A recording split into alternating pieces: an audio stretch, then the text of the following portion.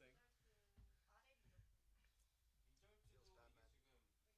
It was almost to a point. Are you really going to make me work like 3 hours in front of a Yeah. podcast? Like, Why didn't you complain? hmm? Why didn't you complain? It's only for the beginning. We're not doing it anymore. It's only for the first day. They were late on the video, and they said it was coming, but it was just delayed. There should be a dedicated translator for stuff like this.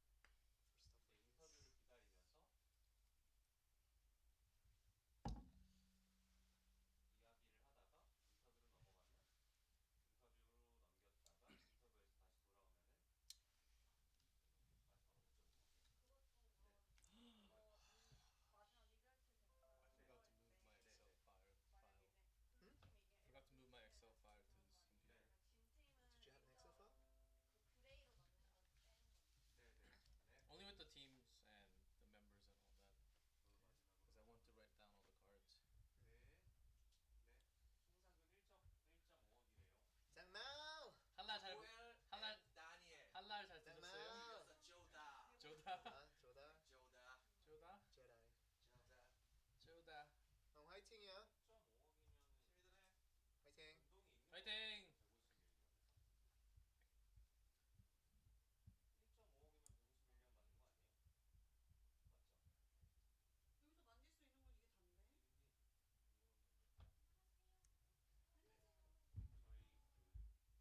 1.5억이면 150밀리언 맞는 거 아니에요? 맞죠? 여기서 만질 수 있는 건 이게 단데? 1위 저희 안녕하세요. 시자막 같은 경우에는 팀이 오케이. 아, 네. 이 정도 괜찮네. 그냥 빼는 알겠습니다. 거죠. I think I have the same one from last year. 그리고 Is it? Because I remember this thing. Oh my. It's pen. Low budget. Feels bad, man. 끝나고 인터뷰 다 끝나고 중에서 넘어와서 리서치 보시면 아 셔츠. 이렇게요? 저희 리절트 재판 나가잖아요. So there's no wrinkles. 그 인터뷰 끝나고 다시 중계석 돌아와서 그 다음에 가는 거죠. 셔츠라서 이게 좀 그런가 봐. 티가 티셔츠라서. 알겠습니다. 예. 중계석 네 감사합니다. 그때 이제 리절트 Never knew. 하는 거예요. Whenever you want. T-shirts. 리절트는 I never wore t-shirt in class before. 알겠습니다. 리절트가 현장 그림이에요. I think like the once they had for Korean art stuff, they had some like super casual. No, they had shirts, super casual shirts. Okay. 5분에서 7분 정도라고 들었고 그거는 상황 봐야 될 것 같아요. 저희 정확하게. They have a tiny desk.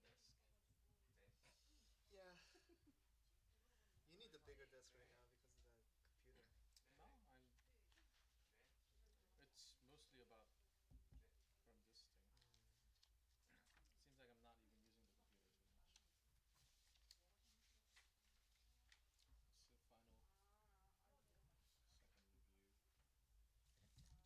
Balance update.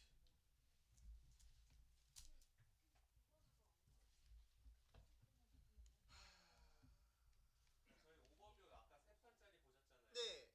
그거 보시고 이번 주 매치업이 나갈 거예요. 네. 그때 뭐 안내해 주시면서 뭐 약간 그런 것도 누르시면 좋아요. 내일 저희 직관 오실 수 있다. 아, 네. 아하. 매치업이다라거나. 그 그다음에 이제 투데이스 매치업. 네. 네, 안내하고 그다음 중계석. 알겠습니다. 지금 미국에서 비행기 타면은 내일쯤 올 수 있다. 뭐라거나. 오케이. Okay. Well, Incheon's not too far away from Sana, Yeah. so if you go book your plane ticket right now, You can get you can come here. I believe. Just barely. 그 현장에서 뭐 주고 그런 거 있나요 혹시? 현장 이벤트. 네. Where's mine? 네, 알겠습니다. 네.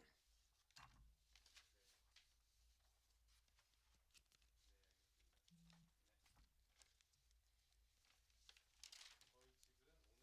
오디오가 말씀하시는 게 지금 다 스트리밍에서 올라갔대요. 그래서 네, 약간 쉬는 시간에는 약간 네, 조금 뭐 너무 떠들지 말아달라고. 아, 네, 알겠습니다. 네.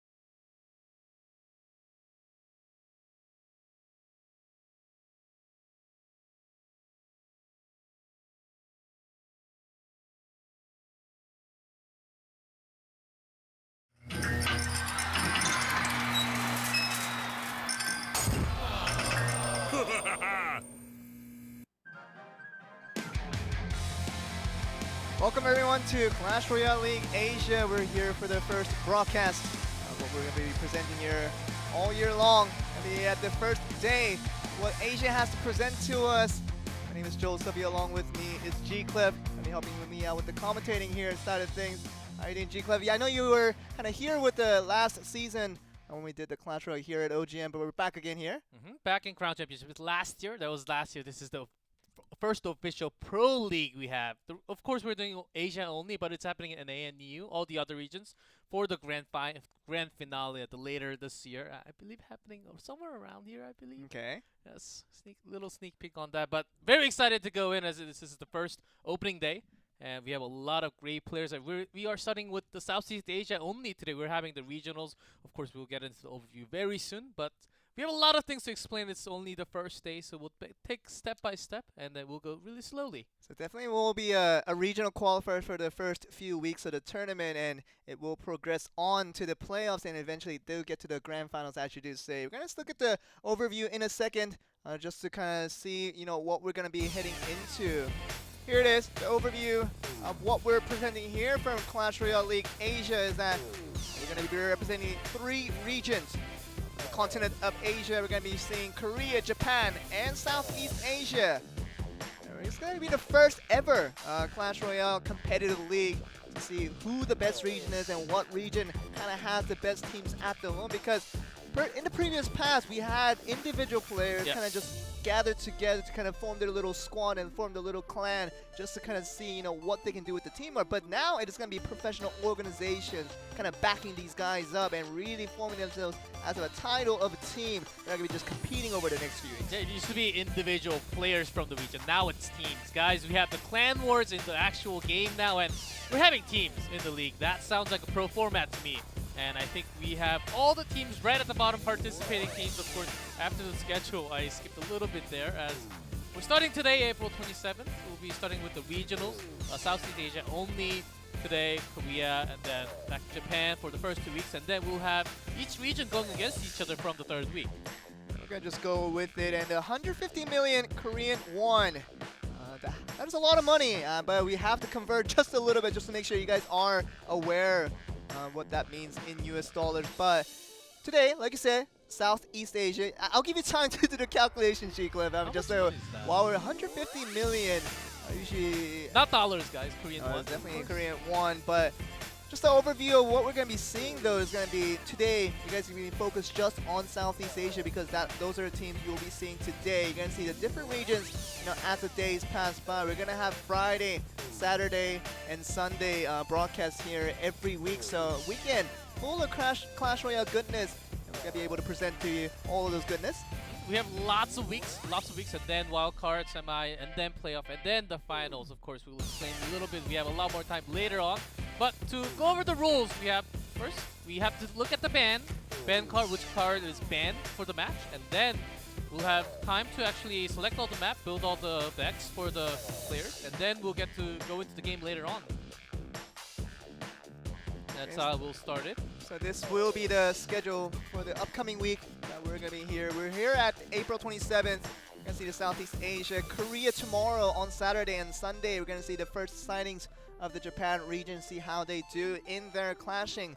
It's going to be interesting to see, how the regions compare. You'll get to see the qualities of each individual region as we can kind of see.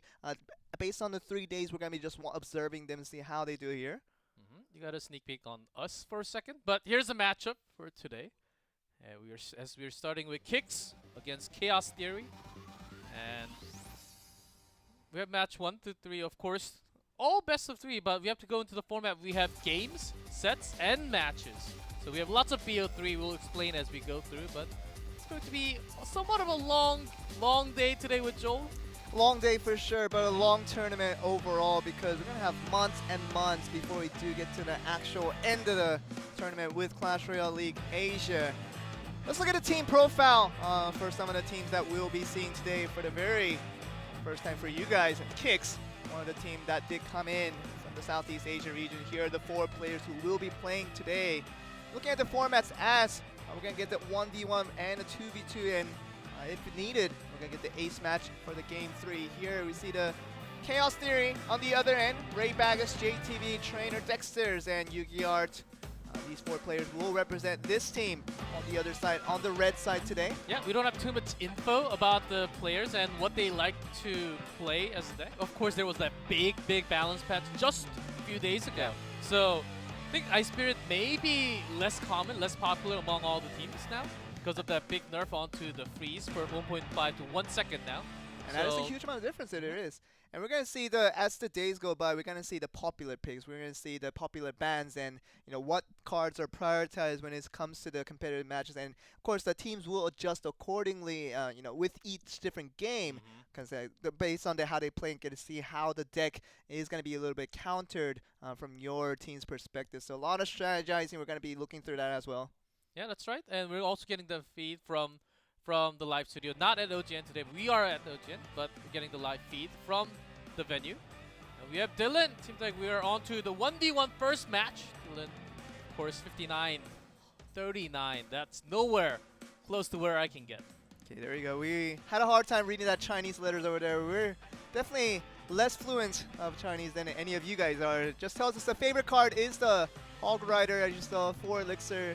There can be a very annoying pick. It seems like Ray Bagus has his favorite pick on the Goblin Barrel. Here. Of course, had a split second. A little lore in, I guess that's the rank's highest trophy that he's ever had. That's quite impressive. The 5th, Of course. 5,600. I think anything above 5,000 is just amazing. A dream for me, actually. Yeah. Yeah, I'm just trying to get to 4,000. That's been the dream for me. Just trying to get to 3.7 was kind of my short-term goal, but trying to work on that. I hope I get there by the end of the season, G-Cliff. You'll be there. You'll be there very soon. As soon as you hit that level 10 onto King Tower, you'll be getting there very soon.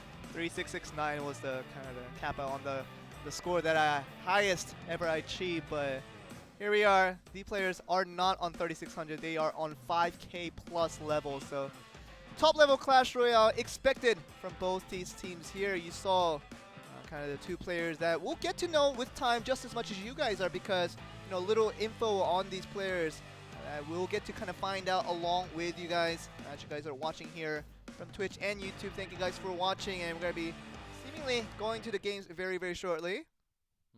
Oh, it's after the actual venue, and then we have the Korean casters, and then it's us. It's a lot of lots switching. of skips. Well, it's going to be fun, and let's talk about the balance update.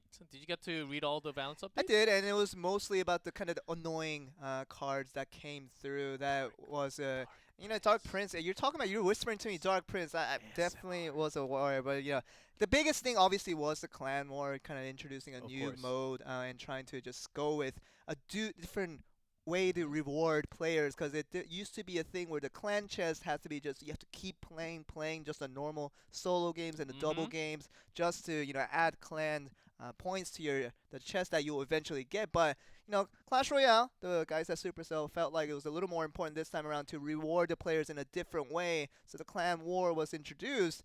We're trying to get that done, but balance updates as well did come through. Yeah, Clan War, I'm still getting used to it. I don't exactly know 100% everything about it. I've just tried my first 3 games, lost once and won twice, and then the final battle, I lost it. I did not know it was called Final Battle, and I thought maybe I get one more chance after. Yeah, but no, it was literally the final battle. That was the final battle. I I lose and I'm done. What is going on? I'm guessing we're just starting the Clan Wars here, so we don't actually. I don't have the best idea on it, but in terms of balance though, big Ice Spear nerf, Dark Prince nerf, actually quite of a buff onto the other ones like the Knight, Dark Goblins, and a lot of cards. So I'm expecting that we're going to have a lot of players adjusting into the new meta. I think we're going to see that over the first few weeks, and then after the meta settles, I think we're going to see the deck that's going to be superior compared to the other ones. Maybe some counters against it, and we'll have that meta going around very soon. And the meta will surely reveal itself as the days go by. But we're going to be here with Dylan versus Ray Bagus. See the kind of preferred cards I think that's the ban card actually. Is it the ban? I think that's the ban. Yeah, I think it did say Ray Bagus was preferring the Goblin barrel, so Dylan decided to ban it on the other. So he did his a little bit of homework, banning out his favorite card. The Golem's gonna be banned on the other hand. Actually, we saw Dylan kind of preferring the Hog Rider, so the most preferred card isn't banned this time around. Just gonna go for the Golem. It seems like the players still consider it a very strong card here. Yeah, once you really don't have a nice answer, always ban the Hog Rider. That always have a Hog Rider in your deck. One of the strongest cards in the game right now, ever since the beginning. And Goblin Barrel, interesting to see. It's taking out some chip damage. They're still minor. There are lots of other tools. Of course, Barbarian Barrel is not the most powerful tool I've ever seen. I mean, the log and also even the zap and arrows, there's so many ways to just knock off a very easy Goblin Barrel throw, but a creative use of that card that could come from Ray Baggis probably had Dylan worried just a little bit, just enough to say that, you know, his first ban was going to be the Goblin Barrel. You say it's a little bit of a unique, kind of unexpected first ban coming through our very first match of this Clash Royale League Asia, but it's going to be what we're seeing here. And Golem Ben, of course, cautious of the beatdown deck. That's going to just push all the way. Going to be a lot of pressure into the lane whenever he gets the chance to do it. Used to be just a Night Witch before. Now even lots of Wizards coming out, Electro Wizard, even the Ice Wizard right behind the Golem to back it up. So there will be lots of annoying things to deal with, so Golem has been banned. So I think we're going to see a lot more Giants, or maybe even a Pekka coming in instead. So, It seems like Ray Baggis really likes to have some heavy decks, just pushing in from tanking front. And I think we're going to see a similar style coming out for the first match. So the choice will not be the Golem this time around. We're going to see use some more heavy utility cards. I talk about, you know, heavy elixirs, starting from 6 elixirs up. You talked about Pekka, you talked about the Giant there as well, kind of the better card, more efficiency with the relatively less elixir use for a similar utility can be used for the Golem, but talked about if you can't defend out against the roaring Golem behind the minion of so many kind of support going away, so it's the best to ban it. We'll have 3 minutes that they're building all the decks because they have to be playing BO3 right here, 1v1, the first set of the game here. Get into the game now with Dylan and Ray Baggis. Ban cards, as you saw, we were discussing earlier. No Goblin Barrels and no Golem, but we're going to see the first Elixir Collector being played here. So you talked about Ray Baggis trying to play a little bit big. That is a sign already that Elixir Collector is just going to prompt him up to have a little bit of a big Elixir deck here. Elixir Collector without the Golem. So yeah, he's looking into something else, something as big as Golem. Not even there's a Giant, as I predicted. We'll have to be backed up with something else. There's a Pekka. Seems like Ray Baggis was actually expecting something like the Giant coming out from the other side. So we saw Dylan use the Elixir Collector here. The Ray Baggis have the first big card on the here with the level 4 Pekka. Gonna be countered here by the 3 Musketeers. See, trying to Giant. He's gonna get the first punch onto this first crown turret. Can he get a little more knocked down before he does? Actually, he does a lot more onto the other lane. The single Musketeer going to the other lane was just doing pure damage onto that. Took out a good 1/3 of that tower. So we saw kind of the split between the how you summon that 3 Musketeers, that you put 2 towards the side you were trying to defend and 1 towards the kind of free attacking side. Let me see, revealing a lot of cards already. The Elixir Collector now is going to be countered for by the Miner coming from the other side. Ray Baggis does not have any big spells like the Fireball to take the Elixir Collector, so using the Miner to actually do some damage, a good amount of damage actually to the Elixir Collector. Seems like a great way of countering right now.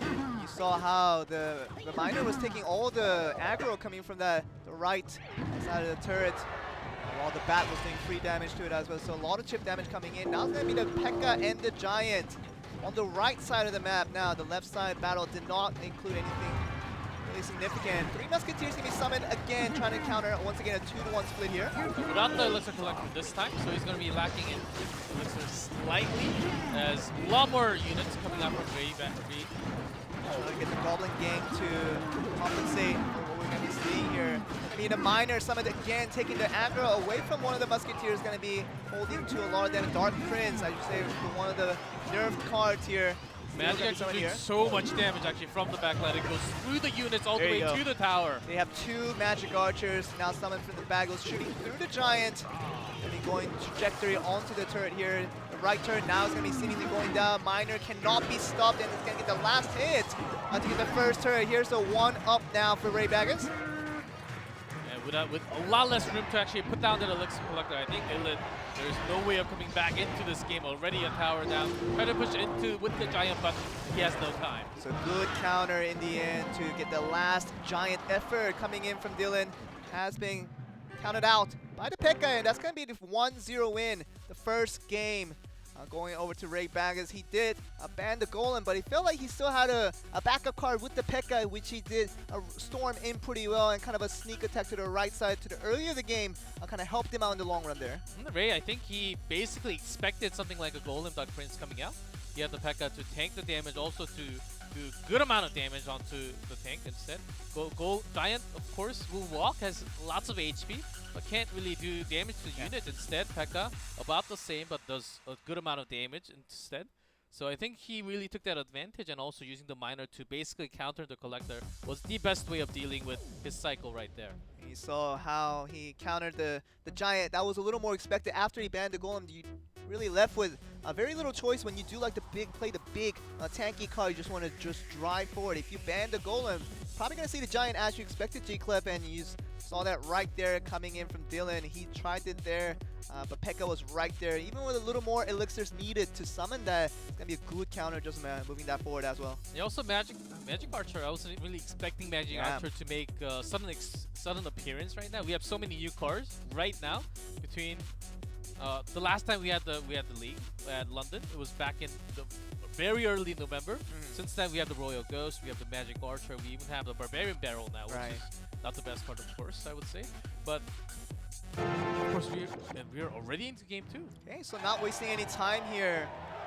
Good luck coming in from Dylan after he did lose out the first one against Ray Baggins. The minion gang just going to be over here by the log, so easy counter just going to be initiate that happened from Dylan. But last time around, okay, now he's going to bring over the Lava Hound, thinking he's going to be able to rush that in. And there's a Royal Ghost. Even a Lumberjack has been dropped. Just as a defense, I don't think he had the best cycle to begin with. So Lumberjack tried to go for the best defense there, but the kind of the main point of focus right now is going to be the lava. How far can he get before it starts exploding? He's going to get to the end of the turret here. Can he compensate for all those little minions putting a lot of damage onto it now?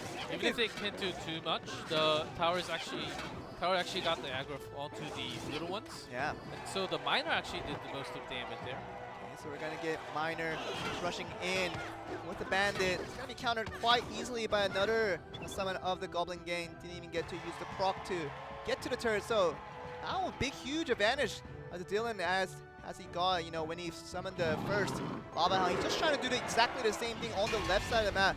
Just going to give it up right away against some of the Pekka on the other side for the attacking move. Here comes the Pekka, but I don't think he has the Goblin Gang available in his hand right now. Dropping the minion. Has nothing on the ground, going to straight damage to the tower. It's going down no matter what. Oh my goodness, he calculated that perfectly as it wasn't really available for the, as soon as he summoned the Lava Hound, so much elixir had to be used that he couldn't compensate. He's talking about Goblin Gang not being available then. He used it a little bit earlier, so that was, it's gonna be a quick strike. Very smart move. Could have been risky to summon the Pekka on the other end when you know the Lava Hand was just going to be on the left side, but it turned out to be a good move from Ray Baggins. Hunter can't do too much, and even if the Lumberjack doesn't go down, he will do massive amount of damage, 2 grounds at the same time. So the Mega Minion was good enough to just knock out the turret on his own, and still it's not going to be answered for. The Rapid coming out, the Rage forces a lot of damage onto this third turret. Now he's just going to go for the third turret overall, not going to even worry about the left side. Lava Hound is still going on the left side of the field, which he has to compensate for sooner or later. It'll be this third turret under danger. Lava Hound is still not answering for a Fireball, even going down to make the defeat a little bit fascinating. This is going to be Dylan finishing it off here in the second game after he loses the first one. A great strike back after losing his first turret on the one end, but he was doing chip damage from the Lava Hound on both sides, and really, Ray Baggins had no answer for that. Great use of Miner, especially he was having that out at the exact time where he wanted to tank some damage, make sure the pup does a lot of damage along with the Rage spell that drops after the Lumberjack goes down. he had everything in his terms. I mean, Ray had his way of going with the Hecka. Went straight in. Right after the Goblin Gang was out, he knew that it was not available. It was a great chance, but once he had no defense against that Lava Hound, he was basically done. And really had to compensate for the Lava Hound. You just can't leave it alone because it's just it takes such a long time to kill with so much elixirs obviously being invested to summon the Lava Hound in the first place. You have to do it at the other end defensively to get for the Lava Hound before you pull out any more strikes. It seems like Ray Baggers took a chance by going for the Pekka on one end. He did get one turret off of it, but on the other end, he was still taking so much damage from Lava Hound on both sides. And we had lots of event matches, and those were the only matches we saw Lumberjack coming out actually into an actual match. Here we go, Lumberjack making it happen and actually bringing the win to the player here as Dylan makes that Lava Hound with the Miner, with the Bats even coming out. And that's been a great tool. We're living in 2018 now. Lumberjack in the meta, Joel. We'll see a little bit more. Seeing the meta in the Pro League, and we see it in normal play as well because I get quite annoyed by the Lumberjack just stomping down my tower one by one. We're gonna see the Zappies making its first appearance. I love Zappy so much. It feels like he's gonna say that the Elixir Collector now going in for Ray Baggers. Maybe the Elixir Collector going from both sides now. So both guys here, Ray Baggers and Dylan, wanting to play big cards. Still not shown yet. Trying to have some small cycles. Having the Dark Prince out already for the defensive tool. Hog Rider's got one hit onto that tower. So Ray Baggers' favorite card with the Hog Rider.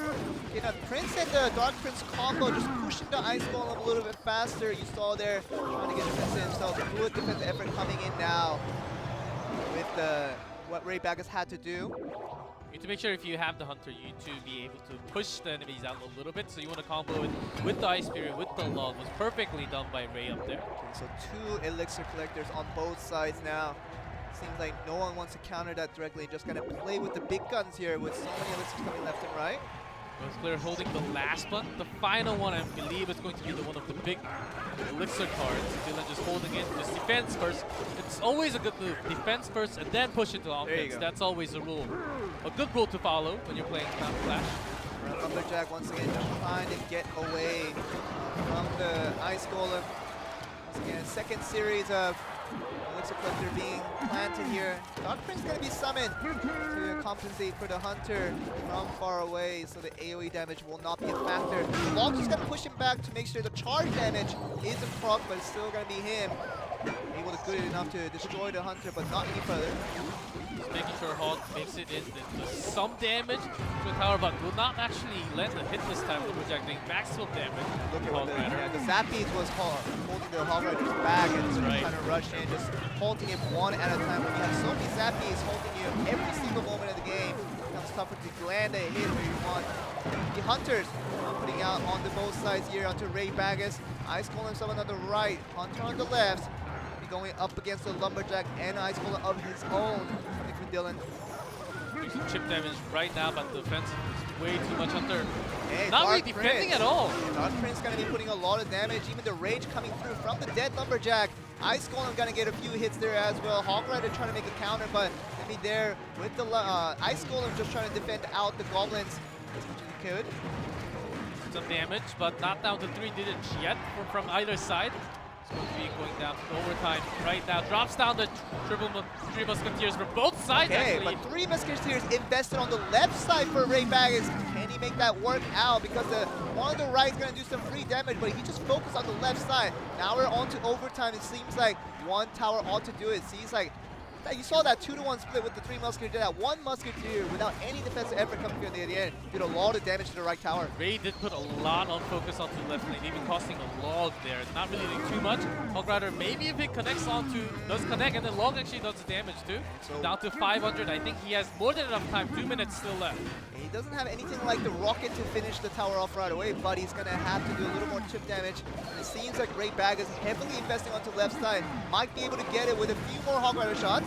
Every Log, you want to do the damage. You want to use your time. 143 left onto that left bottom tower for Dylan. He has to make the choice right now to rush in or not onto either side. Okay, 2 minutes and 10 seconds left. He can get one more Hog Rider summon. It might be good enough to finish him off there, but it's going to be Ray Bag is taking a lot of damage on the other end. That's going to be him finishing off before he can summon the next Hog Rider, and it was Dylan just using the empty space and the the depletion of elixirs that Ray Baggins was kind of suffering from, and that was him just going through the trenches and finishing off the left turret in an instant. Yeah, look at that Ice Golem. One spent onto the other lane. That was a big one. Could not really delay a second longer. Just a single log. Cannot take everything that's coming to your way. Dylan, he almost dropped that game by having 100-something on that tower. 2 logs will be GG, but he had a lot of time, but he didn't even want to use the time. Dylan wanted to save all the elixir, have one great push because he was going to lose it anyhow. So it was very important for him to stay composed when he said one Hog Rider hit would have done it, and even 2 logs for that rotation. So give him enough time, and definitely would have win going over to Ray Baggins. But Dylan stayed composed, stayed focused, and tried to go all in on the left tower. And by then, Ray Baggins had no elixirs to counter that one. Yeah, even after the Dark Prince nerf, we are seeing a lot of Dark Prince. Of course, a shield, I believe, went down by 25% onto the shield HP. But still a very powerful tool. And after the shield, you can charge in some AoE, the spread splash damage from the Dark Prince there.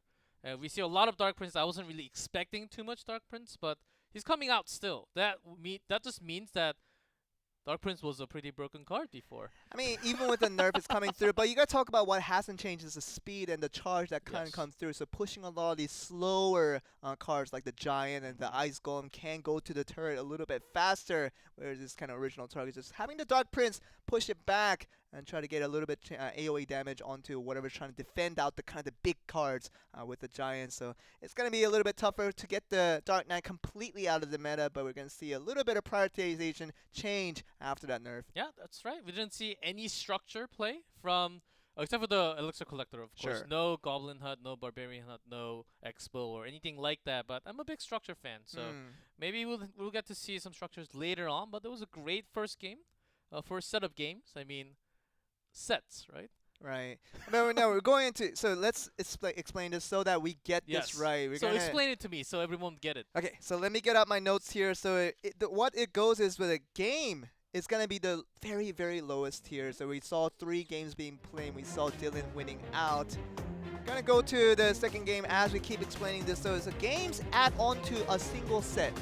And 3 sets will consist of a single match between 2 teams. So whenever 3 sets are done, the best of 3 are done, the match between 2 teams are over and the winner is decided. So it's going to be game, on to set, on to match.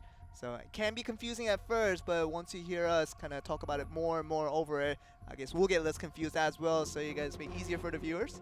Yeah, once you guys watch the entire day, maybe the results screen at the end of the day, you get it. You get the format that says, okay, so that's why we went that.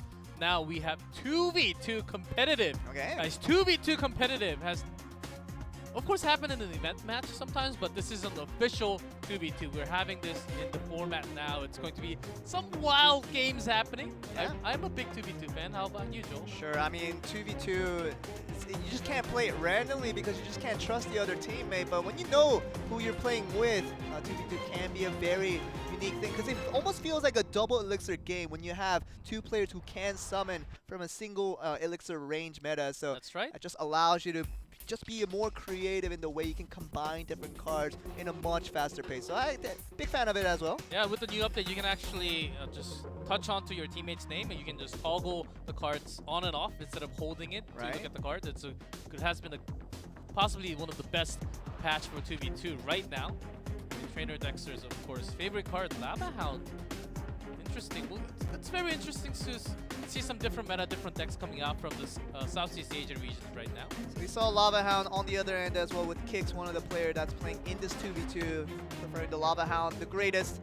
We also saw the 3 Musketeers from the side of Chaos, saying that that is their favorite card to play. But like you talk about, when you have Elixir Collectors being played, if it's not banned at all, that just means you can just go on to play so many of these really high Elixir costing cards, just like the Lava Hound, and even the 3 Musketeers, kind of the biggest all there. And we have a lot of cards. And when I was playing 2v2 just a few days ago, I had of course, I met a random guy called Tabaragara. Okay, you remember his name. Yes, and we had 3 rematches, and we had 3 crowns all over. Wow. He was good. He was like my next brother. Sure. In law or something. But you know, that's what you get when you get in 2v2. When you get a good teammate, you feel good about winning. But when you don't have a good teammate out of a random player, it's kind of the worst experience of You your know life. that feeling as well. when you use a spell and your teammate uses the exact same I spell know. on the same spot? Two you just arrows in end a up row. wasting? That's 6 elixirs wasted for know. one thing. We have the bans here. Okay, Tornado band, actually. Okay. Tornado has not, of course, got a big nerf onto the time. The damage is about the same, I believe. But the time went down, so it's... You have to be careful when you're using the Tornado. It does not actually pull as much as before. Sure, and looking on the red side here, the Infernal Dragon is going to be banned here, which kind of means that big cards and the big tanky cards are going to be really just a priority here with one, less option to just destroy that in an instant. We know the Infernal Dragon, Infernal Tower, those two things can be an annoyance to the cards like the Golem and cards like the one that can take a lot of hits before it dies out. So Infernal Dragon gone means that these high elixir cards that both of these guys are very fond of, especially with the Lava Hound, I think they're going to be prioritized a lot highly here. Yeah, because it's 2v2, you have to be, if you're not a big fan of 2v2, watch this game and you will know why the 2v2 is so much fun to play, because you can actually strategize in a way. You can push all the way, left or right. You can split between the two person, or you can actually, one person can actually have like 4 or 5 spells, and the other person will just have all the units. And if you have the synergy, if you can talk with your teammate, then you can line everything up, you can time everything, and then make your maximum push just like that. I think that's exactly why you do 2v2. It's a totally different game than 1v1. It really is, because we think of Clash Royale typically to be just something that you just hold up onto the mobile device and just try to play by yourself on the way to work and just kind of casually. But when you have 2v2, you have to get a friend right next to you to synergize with and think about strategizing. Think of it as a team game, something that really hasn't been a thing that we have had for Clash Royale for a while. But with 2v2 becoming more of a trend here, it's kind of an optional thing right now, but it can be a more of a main game mode if you have a good friend to play with. Yeah, of course, that Gold Rush right now on 1v1 only. Maybe if that moves on to 2v2, yes. A lot more people will be playing that 2v2. I'm loving it so much. You also get all the crowns, so you can just get your golden chest every single time. The crown chest will be available with the 2v2, and there's also the daily missions that allow you to play 2v2 as a kind of a requirement to complete the mission of the day. Of course, I don't skip that because it's a little bit easier than playing like the rare cards. I always play epic and legendaries and commons. I just don't feel like I play the rare cards as much. So that's the kind of the one daily mission I skipped when they tell you to play a lot of rare cards to complete the mission. But 2v2 missions are kind of an interesting kind of an excuse for you to play a little more 2v2 here. Well, let's see, we have Tornado and Infernal Dragon banned. So this one, we do need lots of structure. Because if a push comes to a time where like double Hog Rider comes along with the Miner, along with a Lumberjack, then can you really stop that? I had some amazing crazy plays for Elite Barbarians on both sides and Rage dropped on top. What do you do? What do you do? I lost that game in a minute. Alright, That was the worst game. Let's go to the game here, like with the Mega Minions summon on both sides. The Musketeer trying to go for it here, but he's gonna get shadowed down with the poison that they come through. Dark Prince being summoned here with the minions, just the skeletons that did come through on the left side here. Cars are just so good of a tool to actually block the damage coming in. Hog Rider not really connecting, only the poison doing the damage to the tower right now, but this push onto the left side, JTB, they have a lot of time to actually defend. Seems like Hecka has been summoned just to soak up the damage and kill off all the princes that had come through. The guards taken away from their shield with just that one cast of log. Guards actually defending so well against all the princes. Now we see a little bit of big play coming in from JTB and Trainer Dexter's as we see the Golem being summoned for the very first time, Magic Archer, and the Golem on the other end is going to be summoned as well. So both are going to be onto the left lane. Who can push a little bit further? We're going to find out. Magic Archer is going to be doing a little bit of chip damage, but nothing significant. Just slight bit of damage and the Dark Prince coming in. Just going to be trading with the guard. The bats coming into the air. The Prince has been stopped by the guard, but the Golem are still on their way, marching through this left turret. Get a few hit shots of it first. Dark Prince on the other side, the red side, is going to defend out the rest of the Golem side. So better Golem usage that time around did come from Chaos. Here's a double Prince. Once again, there's a lightning spell, which was buffed by 0.5 radius this time. back to its original radius. So you can see the guard just trying to knock out This all looks pretty bad for Kicks actually. Having double prints, but there's the guard to actually counter both of them at the same time.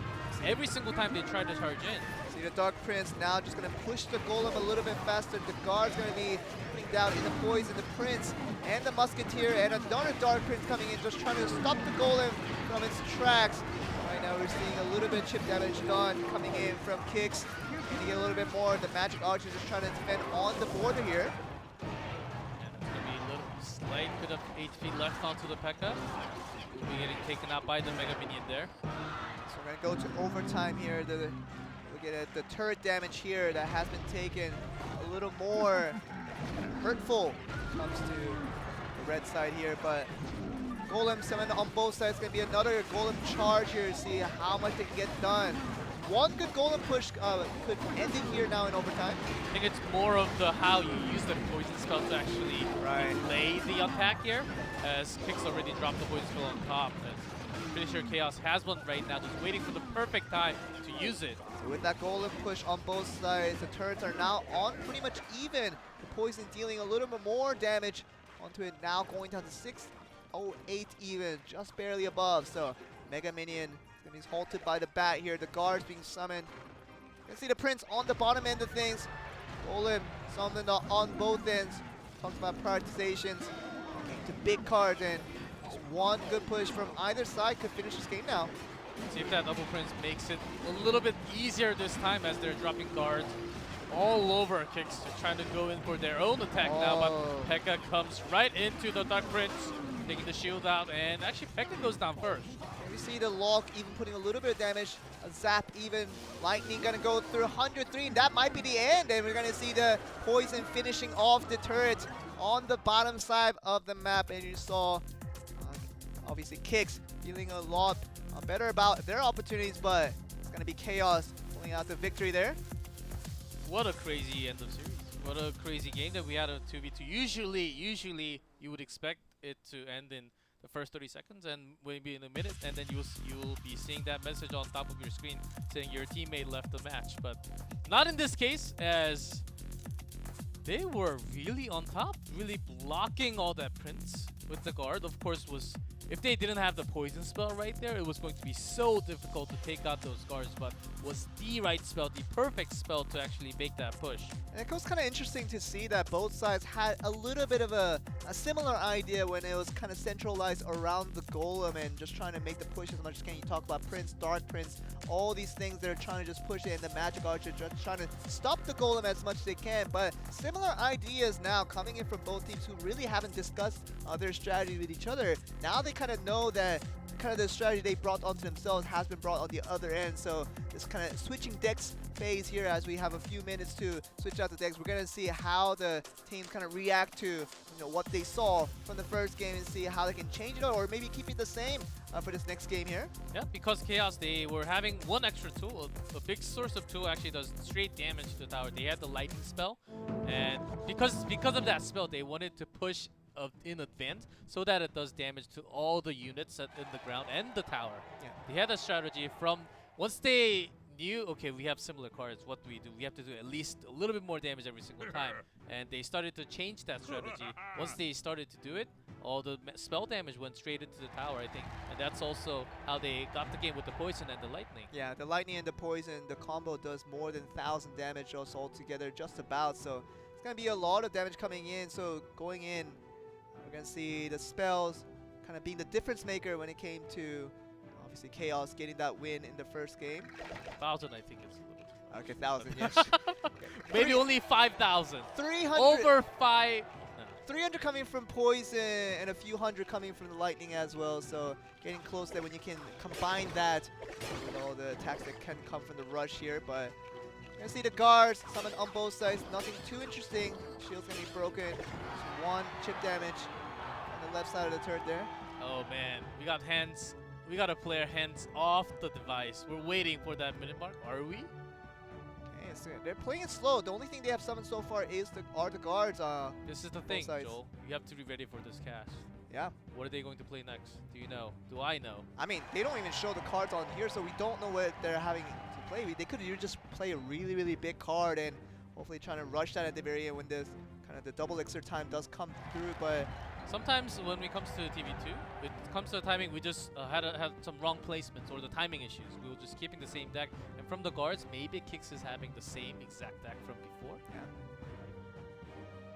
We haven't seen Golem from either side. Just really not sure if that's going to be the thing. Obviously, the ban card coming in from Infernal Dragon kind of tells us that a Golem will be a favorite to play as we just speak of it. Here we go. The game just started with double elixir time. We're down to the last minute for the overtime. Okay, the Hecka is just kind of doing some damage onto the Golem on the right side as the left one Golem from the red team is going to be moving through here. Golem, first series of Golem going to be destroyed already. Hecka still doing work to make sure the Golem is going down. The Dark Prince just charging from behind. Get the damage done. Musketeer is going to join in the forces along with the Dark Prince to make this rush a little more successful. And Pekka just going to knock out the Dark Prince and the Musketeer, but he's not really focusing on the Golem here. Yeah, because Golem does not do too much damage all of a sudden. You want to take out the damage from behind. That's the main source of damage. And having the Pekka placed right there was just enough. Of course, they will take more damage compared to how much they have done onto the other side. But it's about even, I would say. Okay, so about a 200 difference when it came to the Golem rush that I had from the left and the right side. But for the time being, Chaos got the better end of things. Trying to get all this chaotic things out of the way here with so many minions, so many cards being played. But it's going to be already, as soon as we get into overtime, we see the one more rush that cannot be countered. It's going to go over to the 2v2 victors of the last game. Going to see 2 wins in a row for Chaos Gaming here. Chaos Gaming, they had their push. What a great series. Their first poison use onto the right side basically took half of the troop down. And it was an amazing one when they also had the Golem onto the other side. They had maximum pushes onto both lanes. Make sure they have the defense and offense at the same time. Always a rule, of course. Good rule. Make sure if you defend well, you will never lose. You can tie, but you will never lose. You can always win. There's always a chance of winning. So defense always comes first. When it comes to Clash Royale, you know. I mean, they were trying to do that, but when you're trying to defend against a Golem in a double elixir scenario, when you have 2 players on both sides, sometimes it's a little bit chaotic to catch all the action at once. But how we're gonna get the counter to the Golem is gonna be interesting to see. We saw the first one coming through. The difference maker was the trade of spells when Lightning wasn't available for the side of Kicks, and that was good enough damage to finish it at the end in overtime. I thought this push was not the most powerful push, as the fireball actually missed onto the Pekka. I was expecting a push maybe from the right side, but the Golem actually went all the way around, took a good amount of time. And Chaos just using that on top. They knew exactly what to do, and both teams actually using lots of Golems today. I'm liking this play. And Golem, how do you counter it when you have especially in a 2v2, when you just obviously the first priority is to knock out the Golem itself, but when you have so many elixirs that can be used from 2 players, even in a double elixir scenario, and you have so many things you have to counter for at the same time, so much calculations going in your head just trying to counter 1 unit by 1 unit, but the Golem is still there just rushing. It's just really tough to kind of see what the ultimate counter to the Golem rush would be, as the days go by. And it's quite interesting. There's Infernal Dragon was banned in this 2v2, but still there's that Infernal Tower. Why not used? Because of the poison spell that was basically going to be available from either side. You don't want to really risk putting down your structure when it's going to be taking some damage from the poison spell anyhow. So I think both teams actually did not want to use any structure because you are never going to get the full value out of it because of that poison spell. Very good choice of that deck making there by 2v2, both sides actually. But just ends up being Chaos being having a little bit of better management onto their elixirs there. And you also talk about, 2v2 kind of being a more of an event matches in the past, and now it is kind of a competitive mode. We haven't seen the Elixir Collector being played by either side in a 2v2 scenario, where especially because the Golem was played. I kind of was thinking that maybe the Elixir Collector would get the rushes a little more effectively. But what are your opinions on that, especially in a high Elixir scenario? You're kind of skipping out on the Elixir Collector in a 2v2. Well, it comes to a time if you really want to have a late game only in those kind of games when you go down to the last minute and the overtime, maybe you want to consider going with the collector. But as I said before, the structure just will be counter against the poison very much. So maybe not a great use. Maybe if you're playing with a random person, if you have your golem on your own, if you want to create that push so your teammates can help you, maybe go for that collector. But in this case, in the competitive scene, I think we're going to see lots and lots of poison spell, maybe even banned in the coming matches. So unless it is banned, I think we will. Unless the poison spell is banned, I don't think we'll be seeing any of the structures putting down on the ground. And the poison can be banned actually, but are we gonna see a ban on the golem is gonna be another interesting question because I know that when you ban the golem, not only can the other side not play it, but you can't play it as well. So putting out your favorite card in a 2v2 scenario, being the golem rush, you can ban it to kind of say that you're still annoyed by it, but if you can't play it through yourself, then you're kind of losing out on your winning strategy. So a ban on the golem is going to be an interesting topic to focus on here as well. Ooh. And we're moving into the ace match here. Okay. As Dylan once again popping up for 1v1 here. So Dylan seeming like he's the kind of victor that came through in the 1v1. Of course, his teammates did lose out in the 2v2, which got him here in the ace match, but Dylan seemingly the ace player coming in. So the rule is that, no same player from a single team cannot play in both 1v1 and 2v2. Yes. So 3 unique players have to be played in the first 2 sets, but we're going to the 3rd set, where it's called the ace match. You just bring out your best player for this last round of 1v1 there. And Dexters, who played in 2v2, will play once again for the ace match. And of course, you have some time. You can actually have up to 2 teammates talking to you for that time. We're going to see how this goes. After winning out the 1v1, they lose out the 2v2. And we're now on to this set 3. We're going to see the ace match between Dylan from Kicks, Dexter's coming in from Chaos as well. These 2 teams, just one more 1v1 set to go. Again, a best of 3 to decide for everything here. We have a small best of 3 and the bigger best of 3 with the sets. 1v1, 2v2, the ace match. Lots of different terms. We have matches and games and sets. But we'll get used to it very soon, as well as you guys also. See, the players are preparing for this match here. Get ready to kind of call it even. As we talk about, all these matches being played, all these games being played, it's only to decide just one winner out of the 2 teams. So whether it's going to be Kicks or Chaos Theory, all this is going to be for a win or either going to be for a loss. So it's going to be important to put it all on the line here, and they just all for nothing, just all for everything. And everything is on the marbles here, especially if with this last match coming up with the ace match. How they do here. And that's a 3 Musketeer ban near us. He watched that first game. He watched that Dylan use that card. And also Lava Hound, interestingly enough, banned by Dylan. I'm pretty sure he did have some trouble against that card, I believe. So I think that's going to be continuing on. So 2 big cards banned out already. Yeah, at the same time, you talk about Dexter's favorite card kind of publicly being known as the Lava Hound was the reason why Dylan wanted to ban that out. Probably was the biggest reason why he banned it, but like you say, 2 big cards being banned out. You see the Golem still in play, so Dexter's and his teammate coming from Chaos made a good use of the Golem that eventually got them the win in the 2v2 set. So does that mean that Golem moving back, it's going to be in a very different format with 1v1, so not as much power to kind of support that push to the end of the game. We have lots of beatdown decks with heavy elixir pushes coming in, but usually in the other Asian regions like Korea and Japan, we have lots of chip damage instead and lots of structures like the Expo. Seems like between these 2 teams right now, we're having lots of big units coming down.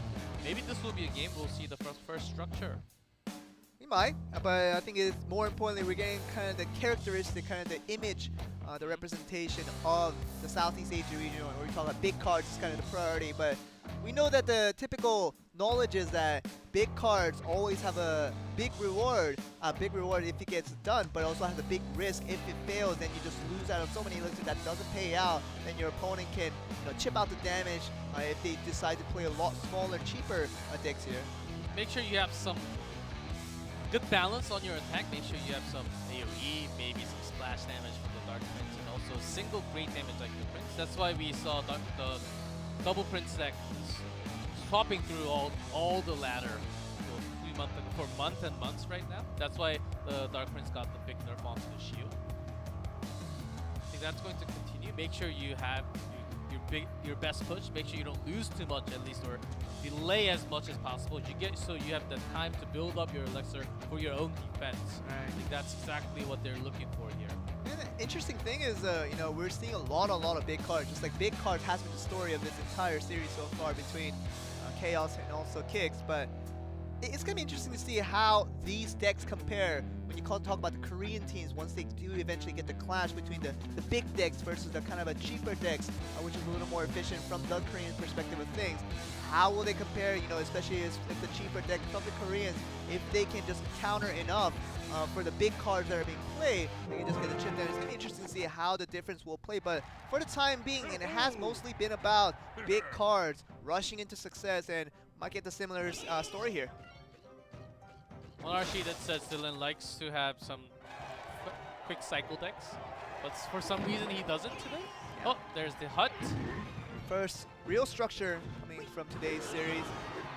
Giant being summoned from the side of Dexter's. They're just trying to make the push go. There you see the Dark Prince just helping out with the speed aspect of things. Oh, the flying machine, very interesting as this comes out to long range, very long range air. Poison now doing so much damage. Giant can barely get his hands on the tower. You can see the Dark Witch trying to get damage onto the Giant, which does enough to kill it off, and it's going to be suffered as well with the poison coming from Dexter's, knocking off the Flying Machine and the Dark Witch at the same time.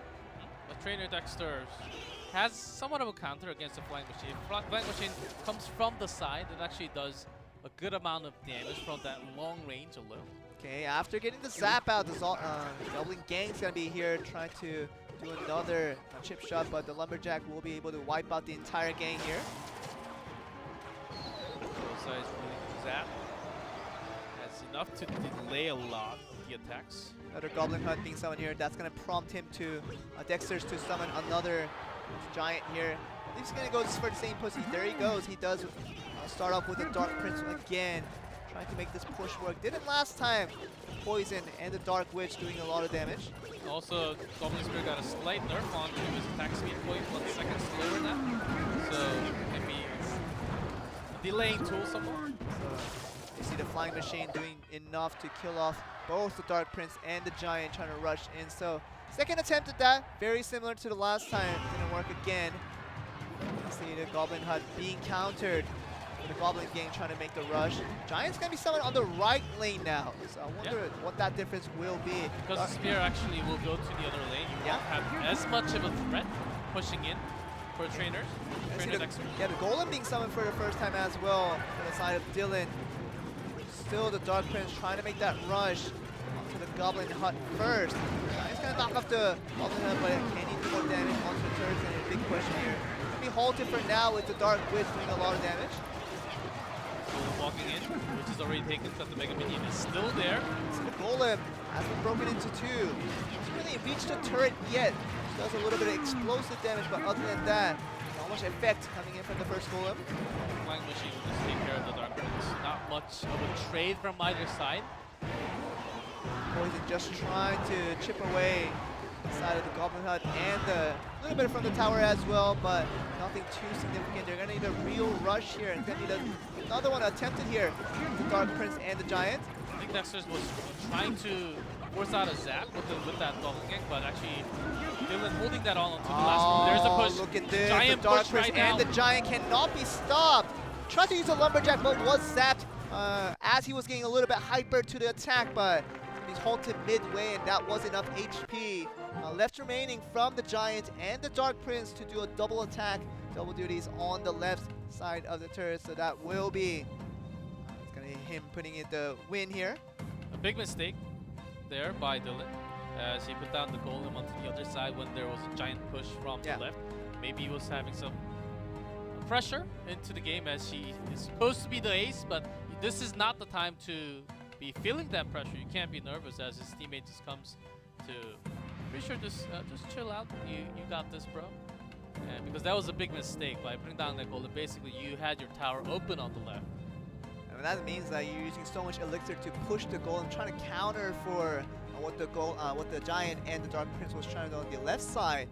But what that means is that Dark Prince is pushing the slow Giant to get to the turret a lot faster than just the golem trying to make its way through. So definitely a speed difference was a factor there, but also talk about the general waste of elixir that didn't turn out to fruition. Yep, he ended up using lots of spells right before, and I think he also dropped down the golem, just knowing that he can't really stop that left push from coming in.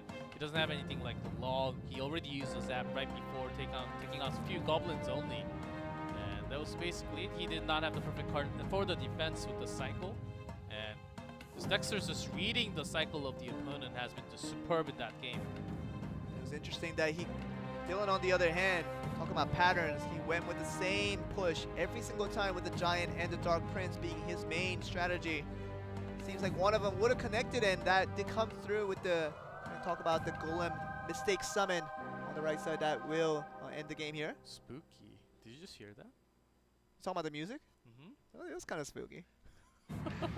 First I thought it was a fan live and from the studio, and then wait, is there audience? No, right? No, it was just the music being kind of showing us the kind of the seriousness in the mood here as Dylan lost out his first game here. We're gonna go to best of 3, obviously with the ace match, trying to decide who the best team will be. All will be decided here.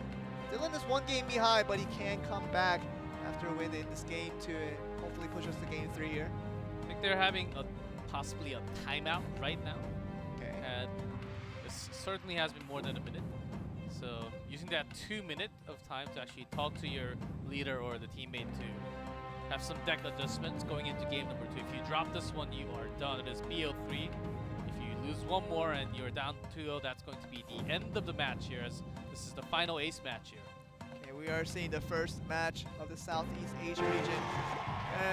Might come to a conclusion here if Dexter's can win another one. The ban card that did come through was the 3 Musketeers versus a Lava Hound coming from Dylan. Okay. Same start from Dylan, but a different start from Trainer, having the Fireball to start it up, just cycling the spell as he might not need it to begin with. Okay, so definitely a +1 elixir trade, obviously, but it's not going to destroy out the Goblin Hut right away. So that wasn't the main priority, but you talk about rotation might have been the bigger priority for Dexter here. I mean, the Hecka being summoned to counter against the Hog Rider only gets about 1 hit before he does go down. A big card already dropped down by Dylan, and Trainer, he has a lot of time, a lot of elixirs to counter against it. There's a Infernal Dragon to counter. He has a lot of time, but perfect miner timing. Okay, the miner's going to take the aggro initially, but it's going to be Pekka. Seemingly he would have went through if it wasn't for that the Ice Golem trying to just sway him away from his target. Zappies to deal with that damage over time. Yeah, and it does stop the Infernal Dragon from being very effective in this game. Zappies pulling out the stops here onto all the units that Dexter's thrown out so far. You go to big units, of course. Pekka seems like the one that should be pushing, but Trainer Dexter, he can actually do some chip damage with the Hog Rider. It depends on how Dylan actually uses that miner. If he tries to push in once again with the Pekka just like that, I don't think it's going to work, because Trainer Dexter has a lot of tools to actually counter against it, like the guard, like the minion. Lumberjack's halted midway just to go up against the Goblin Hut though. Keep seeing the trade between the Goblin Hut and the Fireball there, which is kind of interesting. 5 elixir for the Goblin Hut means that you're just going to be trading a +1 elixir, obviously. You get a chip damage onto the Goblin, but doesn't destroy it right away.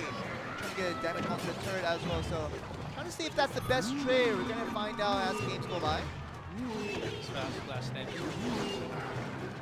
The Ghost, as the Lumberjack gets dropped from Trainer.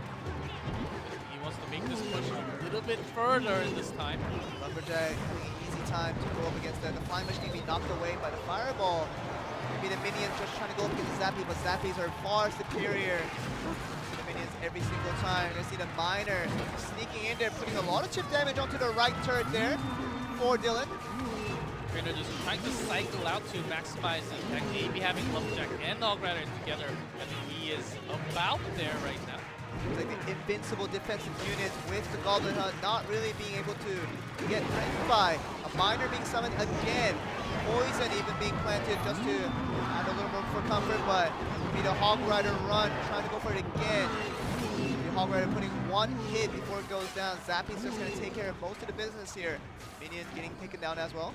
Goblin done a great counter against Yeah. the Hog Rider. It's going to be very tough for Trainer to actually go in and push. Here's the push that he wanted to do.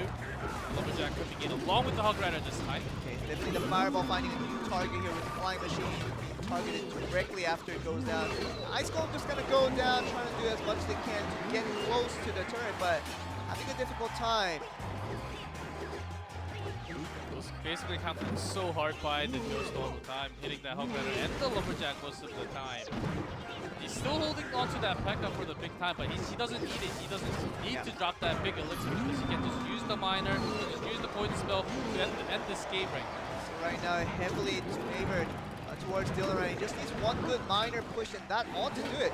Poison might get him to very, very low, and that might be the finish. One more hit, there you go. Poison was good enough damage in the end. With the help of the push at the very end, with Dylan picking up equalizer there, now pulling it back to 1-1. Yeah, finally we have some chip damage from the miner and the poison. And once Dylan knew that Pekka does not even have to be dropped because there was so many ways of countering it. Guards, the spells, and the minion even doing so much damage. The Ice Golem was dragging that Pekka alongside of the merry-go-round right there. So once that happened, he knew that, okay, I should not be dropping this big elixir for a waste almost. And once he stopped that, he wanted to go for the chip damage, and he's got it with the poison and the miner. Was doing some damage, and he has a lot more time here. Overtime is 3 minutes on competitive scene. After the initial summon of the Pekka, having seen that there were so many cards to just counter that, it was smart for Dylan to not summon it again, just basically play with 7 cards right after, and I feel like he can just chip away the damage one at a time. The miner was a good push that really wasn't countered very effectively by Dexter's, but it's going to be round 3 here. Wonder what the bans are going to be, especially with what cards they're going to be picking here. Are they going to go for the big damage here? Are we going to see the chip damage kind of for the first time we saw in this previous game that we just got concluded? Are we going to see that in game 3 as well? I like the deck that Dylan just used. He had multiple plans, multiple strategies in a single deck, where Dexter, he was basically lost because of that Goblin Hunt, basically countering the Hog Rider and the Lumberjack so much. Other than that, he had really no way of actually contesting to take down that tower, but Dylan actually had 2 ways. Either the Pekka with the maximum push, or he also had the miner with the spell to overtime. So in terms of the strategy, how you can counter the opponent, I think Dylan just had the right deck to go into game 2. And it was good for him to stay disciplined too, because he could have been arrogant just to summon the Pekka, hoping that it works again, but he was very smart in the way that he just gave up that strategy right away in trade for that backup plan that he had with the chip damage. But we're going to get on to game 3 after, Dexter's won out the first game, but Dylan pulled it even. That nice chip damage coming in from the miner. Can he do it again? We're going to see this final game being started here. It's actually the opposite. Trainer won game 1, and Dylan won game 2. And we have the set, of course. So instead of the Goblin Hut here, it's going to bring out the Furnace, and it's going to even use the Mirror to summon the second one, so trying to get as many chip damage onto the turret for free, but I mean, mostly about chip damage kind of being the characteristic of Dylan. There's the barrel that he himself banned out for the very first game. Oh, really talking about chip damage, just doing a free log without killing anything, just trying to do damage onto the turret here. Gonna be the balloon here, summoned for the very first time. Gonna be easily countered by the mini horde. Easy countered by the minion horde, and he also has a furnace just in case when he does not have the cycle for the minion. So Dylan's got a good counter against the playmaking card of Trainer once again. And we're gonna see a little more structures being used on both sides here. In addition to the furnace, we're gonna see the fireball destroying out the tombstone. It has served its purpose now with the skeleton just trying to rush in here. The skeleton's gonna be the priority to defend out for Dylan as he summons out the bowler. Just get the skeletons off first before he See gets how the Dylan does have the barrel, just throws it out. Mega Minion. Yeah, Mega Minion again, just to easily counter for just a few hits that it could get onto him. Seems like the Horde just trying to go forward here. Balloon, can he be countered with the Infernal Dragon being summoned as well? Just enough damage. Is it actually going to get a hit? It does land on a hit, and One. Dylan swings his head. Okay, so that was a very close inches. That could have been went the other way, but that was a huge damage coming in. The balloon with the push as well. Tombstone's gonna be destroyed again. Doing a little bit of chip damage onto the turret as well with the fire. He has a little barrel. Drop down. Oh! Goblin's not going to be countered here. The Goblin is going to be staying put, going to be up to 368. Can he put one more damage? But it just gets there in time with the help of the Zap even. To get their Furnace, going to be summoned to got out against the minions there. Fireball, trade, back and forth. About the spells, one more log available from Dylan, but he wants to save it. Maybe save it for his Fireball right after. I think that's more just enough to take that tower out. Okay, the Furnace hoping that it's the chip damage leader. The Mega Minion, seeing it being summoned, that's going to be hit, going for it right away. So Fireball will be available. Will it be just, no, it will be just enough damage to get him low, but it might be Dylan pulling forward here. Since he saw the Mega Minion being summoned, he felt like the direct counter to the Goblin Barrel was gone, and he summoned it right away to get that free tower in the end. What happened to Dexter there at the last second? He panicked and he was little on the zap. He was little late on the zap.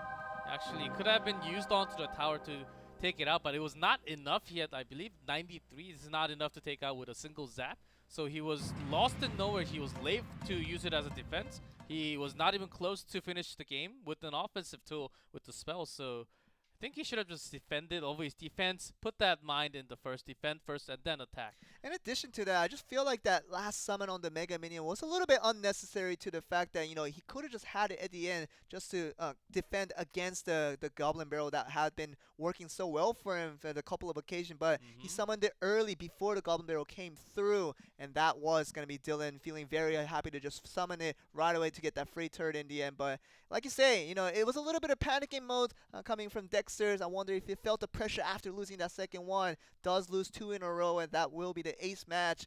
Now going over to Dylan here. Yeah, that was quite painful as Dexter basically wanted to sacrifice some of his tower HP because he had that zap for the longest time. That was his last card used in the game. He was holding that for the longest time, not really using it against the barrel. So he wanted to sacrifice some HP to make sure he has the elixir advantage to push in, but he actually did less damage because of the counter decks. You saw the first game here that had come through. Was the only game that Dexter's won. It was very successful in the push that he did, but Dylan came back very strong, composed in games 2 and 3 to win out for his team. So the ace match now going over the kicks. With the help of Dylan, who was the one that initially won out the 1v1 in the first set, comes back in third set as well to become the hero for his team. Win out the game for them. He is the ace as he won 2 1v1 tonight for his team. Takes the third game right there as this is finishing blow with the Fireball and the Goblin Barrel at the end. I guess one of his favorite also. Yeah, he said it was. So now joining in here, we saw the first match coming in between Kicks and Chaos Gaming. Chaos Theory couldn't win it really out. It was a very close effort, obviously, in the end, but with kind of Dylan's hard carry for his team, does win out in the 1v1 match, and it goes in the ace match. 这个恭喜 Kicks 在这个开幕战的第一场比赛就拿下了这个至关重要的第1分的，也是激战过后啊。让我们来访问一下这个拿下了2胜很艰苦的胜利的 Dylan 好不好？对，现在你是第一次来台湾吗？不是第一次，就大概1、2次吧。2、3次。有来过就对了。有来过。那你觉得我们第一次现在来参赛，现在心情怎么样？就参加这个比赛也是非常紧张，就因为2个都是先输1把。Maybe we don't at the site. 难打。We've been told that there is a translator on site. 你有提到嘛？既然你是先输掉了小分，那你是怎么做调整？还有 Rock 是怎么 ？The Rock 是给你什么样的建议，让你可以这么快速的调整好你的状态？其实我觉得就。今天应该算比较幸运，要大家有看比赛就卡组上。Are you sure? Don't lie on stream now. So sure. Okay. That was what's going on. How did you feel? It was a close series, and we've had a tough moment, but Dylan was hard carrying this match. He won 2 sets. I don't want to take responsibility for all the things here, 所以就直接把他天狗给办了。那办了以后就真的就也不知道他会上什么，所以就真的是运气算不错。Guess we can just talk about the games itself. I think that'll be the more proactive thing to do. You know, while 再次恭喜你们拿下这个第1场的胜利，还要准备一下第3场的比赛，好不好？好，那我们现场稍微休息一下广告之后，再来进行第2场的比赛。Even if the team lost 2v2, it was kind of in a dominating matter. It was close. It was close. Both 1v1s, first set and the third ace match went all the way to game number 3. Still getting all the definitions in my head, game, set, and match, but I think we're gonna have the results coming in very soon. As Kicks, they were dominated in 2v2 by Chaos there. Maybe they need some more work on 2v2 here. Sure. But, even if they lost out 2v2, they do win it out in the end with the help of Dylan. But that's going to be the end for the first segment of things. And I think we're going to return after a break. Coming back for the next series of here. And we're going to be back after the commercials, so stay tuned. We'll be right back.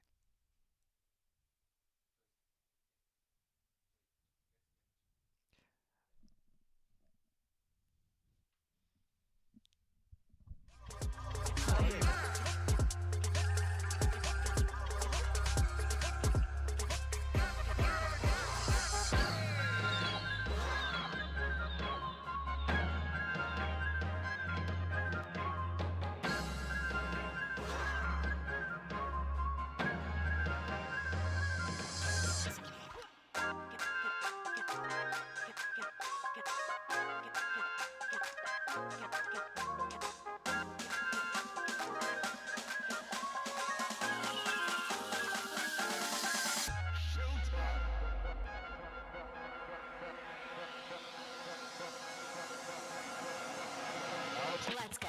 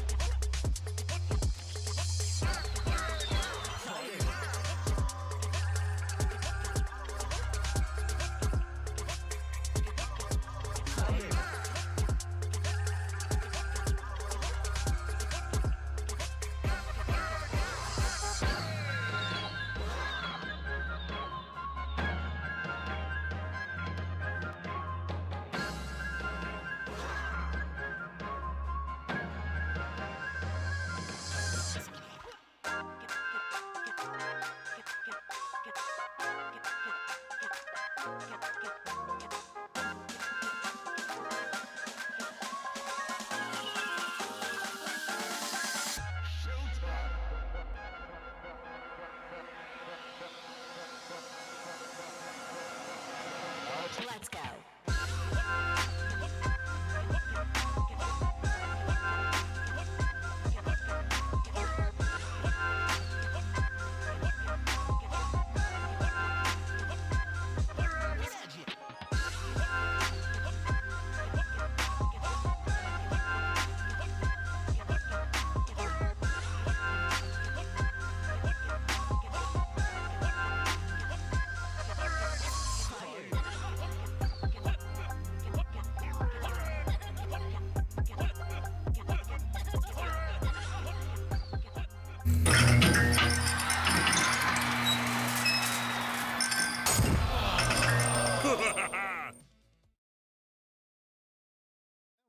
Back again.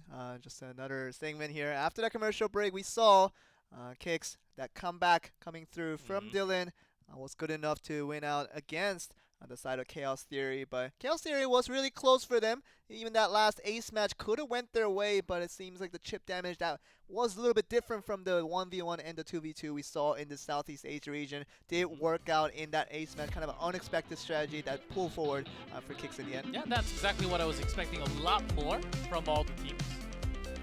And I was expecting maybe we'll see some different decks coming out from two new teams as we had the team profile. First one I believe is the Brent Esports is going to be the team we're seeing here. Detective Hecka, Manny Knoxville, Jai, and No Aim Sai. These 4 players are going to be representing this team today on the blue side. Get used to these guys as you probably will see a lot of it for another series of Clash Royale after we saw a long one that did end in a conclusion with Kicks winning out against Chaos Theory. You'll see them back in Game 3 for sure, but for the time being, get used to Brand Esports because that's the team you're going to be seeing for the next series here. And AHQ will be the second team on to in the red. And these teams, of course, will have all 4 teams, and actually, Brand Esports and KIX Kicks playing twice today because we have 3 matches still available tonight. Let's see Shake, Kangsi, Yao Yao, and Jerry Sung. These 4 players are going to be the ones to represent AHQ. Of course, they're a very popular organization in general esports. We've seen them in different titles, but here we are there with them forming a Clash Royale team. We talk about what this means for the entire Clash Royale League esports scene is that now professional organization now taking part in forming their organization into kind of their adaptation and collaboration here, but we see a lot of teams here. Hey, look at that. Jerry's song, just so handsome. Big man right there, right in the big crowd. Right in the big crowd as he's the Jerry Song, as he put it on the profile that one of the teammates actually very happy to be the teammate of Jerry Song. I'm pretty sure he's a very popular player back in the SCA. Yeah. So it's going to be going on to here and see how these 2 teams do. We're going to look at 1 player each. The first player that will come for Brand Esports will be Detective Hecka for this 1v1. He likes the Miner, as do probably every other professional player here. Miner is a very often used card. He had to point it out as being the most favorite and the most preferable card. With Jerry Sung on the right, as you talked about, the guy that we have been looking out for. His favorite card is going to be right here. Baby Dragon is my man right there. Really not the favorite card for lots of players, I believe. One of the cards that's not really actually being used too much. I believe when Tornado was being used, we saw a few Baby Dragons, and maybe in 2v2 today, but Baby Dragon is not really the best card in competitive right now. Just because it serves more of as a tank than a real damage dealer, and you have to combine it with different cards to make it a little more effective, but just by itself, it's so easy to counter, and anything that could just knock away will be the crucial here. But let's see how he utilizes the Baby Dragon with Jerry Sung here. It's going to be interesting to see in this 1v1. Once again, a best of 3 to decide the winner of this first set between AHQ and Brand Esports. And that's the thing. And after the first ban, we will actually have some time to build the deck. We have not yet seen the deck ban cards from both sides. Okay, we also got a confirmation that the first player is not going to be Jerry Sung. The subtitle did come in a little bit erroneously, and it's going to be Shake instead of Jerry Sung as the first player up for AHQ. So a little confusion there, but it will be Detective Hecka versus Shake for the very first match here. We have the ban cards though. Elixir collected from Shake and Detective Hecka banning the Hecka. Okay. Talk about rhyming there. Hecka banning the Hecka. Sure. Let's get that one there. But big card being knocked off. We saw the Pekka being the kind of direct big card ban, but Shake banning out the Elixir Collector means that no big cards are going to be easily played with the lack of extra Elixir there. I think Hecka is thinking of on his own way of pushing maybe the Giant, as we saw lots of, whenever there was a Giant in the first match, we saw the Pekka used for the extra bit of damage, also used as a push right after. Sure. And just knowing that Hecka will be banned, you can actually create lots of your damage, maybe even the bandit. A very good tool actually to charge into multiple targets. There are handful of counters against the Hecka, so going against with the ban. Now we'll be selecting the deck. Of course, we can only speculate before we actually see the cards themselves, but banning at the Pekka, if it really is going to be the giant deck that he's going to be looking for here with the Detective Hecka, it won't really be a problem with Elixir Collector being banned now, because Elixir Collector does not really relate to a giant being played. It's mostly due to Lava Hounds and kind of the 8-7 Elixir cards with the Golem as well, but something like the Giant with only 5 Elixir is not going to be the biggest priority going forward here. Yeah, when we had the old, I would say the old meta deck with the Double Prince with the Tornado, there was an Elixir Collector in it most of the time, but not anymore with the Tornado basically being gone, replaced by Poison Spell, which does not have the Elixir Collector. I think that's the perfect one to actually use in this match. Yeah. Nerfed a little bit after the balance update just now a few days ago, but still we saw it very effectively used in match number 1 between the two teams of Kicks and Chaos there. So maybe they will have some similar decks coming in match number 2. We're going to see the two teams with Detective Hecka and Schottky just trying to build their decks for the very first game, knowing that the bans that came through was the Pekka and also the Elixir Collector. We'll have a little bit less options for kind of the big cards that was played mostly throughout our first series between Kicks and Chaos Theory. It's going to be these two teams kind of being limited to play less of those big cards, or maybe kind of unexpectedly they might still bring out the big guns, even through missing out on the Elixir Collector and even the Pekka being gone as well. Schottky from Taipei, Taiwan. Of course, maybe we have the different CG up there because we had the wrong player name for a second, but his favorite card is actually Skeletons. Okay. Very Skeleton. low cost. I love it. Low cost delays so much, especially against something like a Pekka. Yeah. It's going to be his Skeleton, though. That's going to be very interesting to see how that's used, because it's more of a utility tool rather than a big game changer. It feels like for mostly things used mostly for defensive efforts, really not for anything to chip out any damage. Obviously, it was being so frail, not to pretty much anything. Seems like the players are starting to get ready. The headphones are on, and Schottky is just connecting his earphones onto him as well. Just getting ready. Detective Hecka, can he find the clues to what Schottky is going to do in this game? It's going to take some time. It may take a game, but it can't take 2 games. If he drops 2, he's gone. I wonder what Schottky is thinking of when you ban out the Elixir Collector. What kind of deck are you really going for? Are you going to just go for the chip damage, really limiting your opponent to not play the big cards and to play against your strategy, or is it going to come out with a surprise pick? Even banning out the Elixir Collector, I can still play the big cards, and maybe Detective Hecka won't think the same way. So really just kind of a lot of mind games here with just banning out the Elixir Collector. Is kind of an interesting proposition to what deck Schottky is just going to bring out in this next one here. Hey Joel, I'm still waiting for some structures like the Modal, the Expo as our favorite. Expo is my favorite with the Tesla Tower, I think. Just waiting for that structure right now. Okay, we're going to see if we get to see those structures here as we do begin the game between Detective Hecka and Schottky. Good game already being called as the game just started. So Schottky just going to summon the first Skeleton Barrel here. It's already being dropped. Great reflex onto the Miner. Okay, the Miner is just going to be some damage.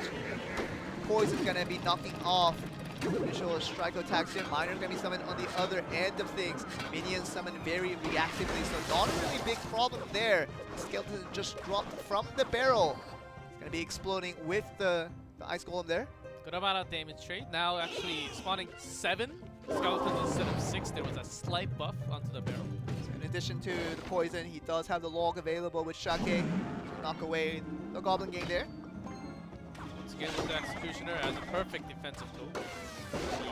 Easy time taking care of the skeletons here. Even taking out the barrel and the skeletons that summon from it is going to be easy for the Executioner. Executioner is going to be just knocked away. Infernal Dragon that will be countered with 3 minions coming through. It's going to tornado up the Miner to get to the central tower to open up the King's Rage. So that extra defensive tool that can come forth. That was a bad idea for Schottky, being a little bit off guard there. just thinking there will be no tornado by Detective Hecka. If he had the miner onto the left side, all the way far to the left, the tornado, we can't really make it. It's very hard to actually make it to the King Tower with the nerf on the time now. So once again, a direct counter coming in from the Skeleton Barrel. The Executioner, easy to knock off the barrel, and the Skeleton that will fall forth. We're trying to destroy the Execution before the Skeletons fall down. It's gonna be just almost a one chip damage that could have came from the Skeleton, but it has halted to a stop. Log's gonna counter Goblin Gang, and the Miner's gonna be summoned to do a little bit of damage here. Great change of strategy from Schottky, dropping down the poison spell before, so that he has a maximum push, and also does some damage to the tower at least, because he knows that King Tower is activated. It's going to be a lot less of the damage, so making sure your spell always does damage to the tower. Okay, we're gonna see the Mirror being represented for the first time, summoning 2 Executioners against the Mega Knight that has been summoned from Schottky. Tornado being used to knock a very good, efficient tool against all the minions that came forward. Great defensing with the Executioner. Drops down one more after the Mirror. Poison still doing damage to the tower. Can Hecka do the counter push? Miner really not connecting to the Princess Tower at all. Yeah, the Princess Tower not going to be damaged too much. The Miner still putting some damage at her as well, so the Executioner, 2 of them, is going to be rushing in here trying to do Infernal Dragon just to take the aggro away from them. Forward here. Basically all the damage was coming down from that poison, dropping down all the time. Miner again almost got taken out by the Goblin Gang, but the Log will basically take care of the Goblin Gang there. So a good use of the Miner once again. Mega Minion just taking out the Executioner in one hit. Gonna move forward. Can he just push that Mega Minion forward? Mega Knight is gonna just go with the Skeletons, pushing the Rage. Tornado once again just halting it down, slowing it down for a bit. Low on Elixir, he's been using the Log to defense, but it's gonna jump onto the tower and one more. Okay, the Miner with the poison, that will be good enough, and that will be Schottky picking up the win after the Mega Knight could not be halted. It's kind of a last resort coming from Detective Hecka, using all the spells just to slow down the Mega Knight, but really not being able to kill it right away. That was the punishment that he took. Hecka was having a hard time really trying to connect with the Mirror. Once you have the Mirror, you have to really choose, what do I copy? What do I copy to make my defense as effective as possible, and switch into the offensive mode? And once Hecka didn't really find too much value out of the Mirror, he was losing in that Elixir trade. He was losing in the Elixir trade also. Schottky, he knew basically, I have to finish this, I have to go on for a long game, do as much damage with the poison spell, and he basically took down that tower from poison only. Yeah, but the first reveal of the Mega Knight was stopped by Detective Hecka, but couldn't stop it the second time, where the push was a little bit too much for him, especially with the loss of the Elixir trade. We talk about Mirror really not being effective with summoning 2 Executioners 2 times, thinking that would work out. First time it didn't work, I tried it the second time, and that Elixir trade, in the end, the deficit was too big for him. Yeah, the Executioner copy. The second one was great, but the first one was basically a waste. Yeah. The Mega Knight actually just stomped down onto the Executioner, was brought down right after. Tornado in great use, very good pair up with the Tornado with the Executioner, but only for the defense. Couple of times you end up using too much elixirs, and even with that, the Mega Knight has so much HP, he would actually survive that much time.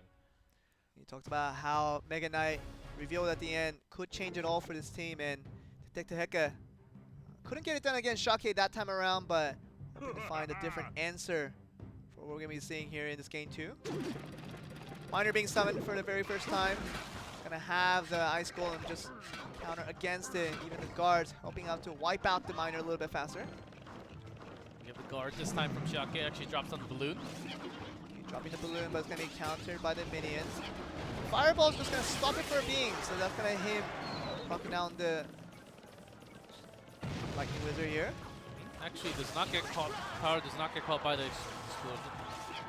Damage, or did it? Okay, yes, it did. Yeah, the Mega Minion does a little bit of chip damage, but otherwise pretty even. Across the trade, Log just trying to do a little bit of damage, really not to destroy anything for now. Throws out another Miner. So he's really heavily investing into this right side now, once again being countered by the Ice Golem. Not be a problem for him for the time being. He'll get about 2 chip damage onto the turret before he does go down. Mega Minion being summoned here. Poison just trying to knock down the Tombstone a little bit faster. Tombstone already being hard countered by that poison spell. Just great effect. Having the maximum use of the poison spell from Hecka. I think it's going to be a good counter this time, but this is a big problem for her. Hey, the balloon push is going to go again on the left side. Really cannot be stopped here. The Mega Minion just trying to do all he can, but does get one drop. That will be the huge difference. Not sure how he can move forward with this, but the balloon coming in effective this time around on the left lane. It's a good amount of damage with the Baby Dragon as, I believe, his favorite card, right? Yeah, and that's how he used it with the balloon to just counter what he was trying to do with the minions to get the balloon away from it. Baby Dragon with the zap was good enough to knock it off in an instant. Very good use of your cards and just holding it until the final moment, but that will be there will be a timing once when you have the lead, but once you don't, there will be lots of counters. Let's see how Hecka deals with the defense here. There we go, another use of the balloon and the baby balloon. Just trying to move over to here. Baby Dragon being very effective in trying to stop one more drop. That's going to get him into a very nice advantage. One more fireball, I think, all to do it. So he's just waiting for the rotation. I'm trying to stall this as much as he can before that rotation comes through. And that's why Schottky is putting down that Infernal Dragon already onto the right lane there, as he just has to defend that one. You see the Golem just putting down for desperation effort as Hecka really has no answer as just one really fireball all to do it, and that should be enough damage to finish him off, but Golem trying to push as much as he can with the fireball. As we were speaking of, that will be the end there, and Schottky feeling very good about what he got done with 2 drops. The 2 balloon push with the Baby Dragon being a very unique combination that we haven't seen in the past, but that's how he utilized that Baby Dragon to its maximum potential. Great counters again. Just knowing the rotation and understanding how the cycle works for Hecka. Schottky just had his tools, all his tools. He knew the minion was coming out, so he used the Baby Dragon first, and then right after, actually right before, the Electro Wizard was actually also being dropped. So what's his name? Detective Hecka was using to counter the balloons coming in. He was countering with the Baby Dragon and the other swords on the other lane to bring down the Electro Wizard at the same time. So he had everything in plan. He was reading the cycle. And so talking about learning about cycles here, you know, it's interesting that he just sent out the balloon without revealing his Baby Dragon at first. So he saw the minions come through, so he knew that that is his direct counter to my balloon. So the next time when he sent it out in the left lane, he sent it out with the Baby Dragon for the very first time. It didn't give him Hecka much time to react, and it's gonna be very easy. Just push into with the zap and the Baby Dragon that allowed a lot very efficient drops that eventually got the win there. And he was also dropping the log because he knew there are not too many ground units to actually counter against. So dropping the log would do some damage to the tower. Knew exactly what to do. It seems like Hecka had the right idea, but just could not put in the aggression that was coming from Schottky, and that was the, first of all, the first game came through the Mega Knight, the second game came through the balloon, and plus the Baby Dragon push that could not be answered in time before the game was over for Detective Hecka. But the first game does go over to HQ in a very dominating fashion. Yeah, we have a first 2-0 on the 1v1 here, as just Schottky was just pretty dominant. His decks were ready to counter what the opponent has. He was ready for the timing, his placement, and the timing was just beautiful. Yeah. He was reading the opponent on his head. He was on top of the opponent all the time. That's how you make sure you change your strategy in the middle if you can. Sure. If you know that you can't win, make sure you have the maximum defense to actually tie it up at the end. But if that's not possible, then just continue on with your attack, just like that. With the continuation from 1v1, we're going to go on to the 2v2 against the Grand Esports with Manny Knoxville preferring the Electro Wizard, mostly kind of famous for knowing as the counter to the Infernal Dragon more than anything else, but let's see the multiple utilizations of that as well. The second player from Grand Esports will be Jai. He likes the Giant, so tries to make that rush effectively. I'm sure the Electro Wizard from his teammate could help that in that rush, but most of the thing will be about the Giant. Maybe Jai will just try to go forward with here, and that's Jerry Sung.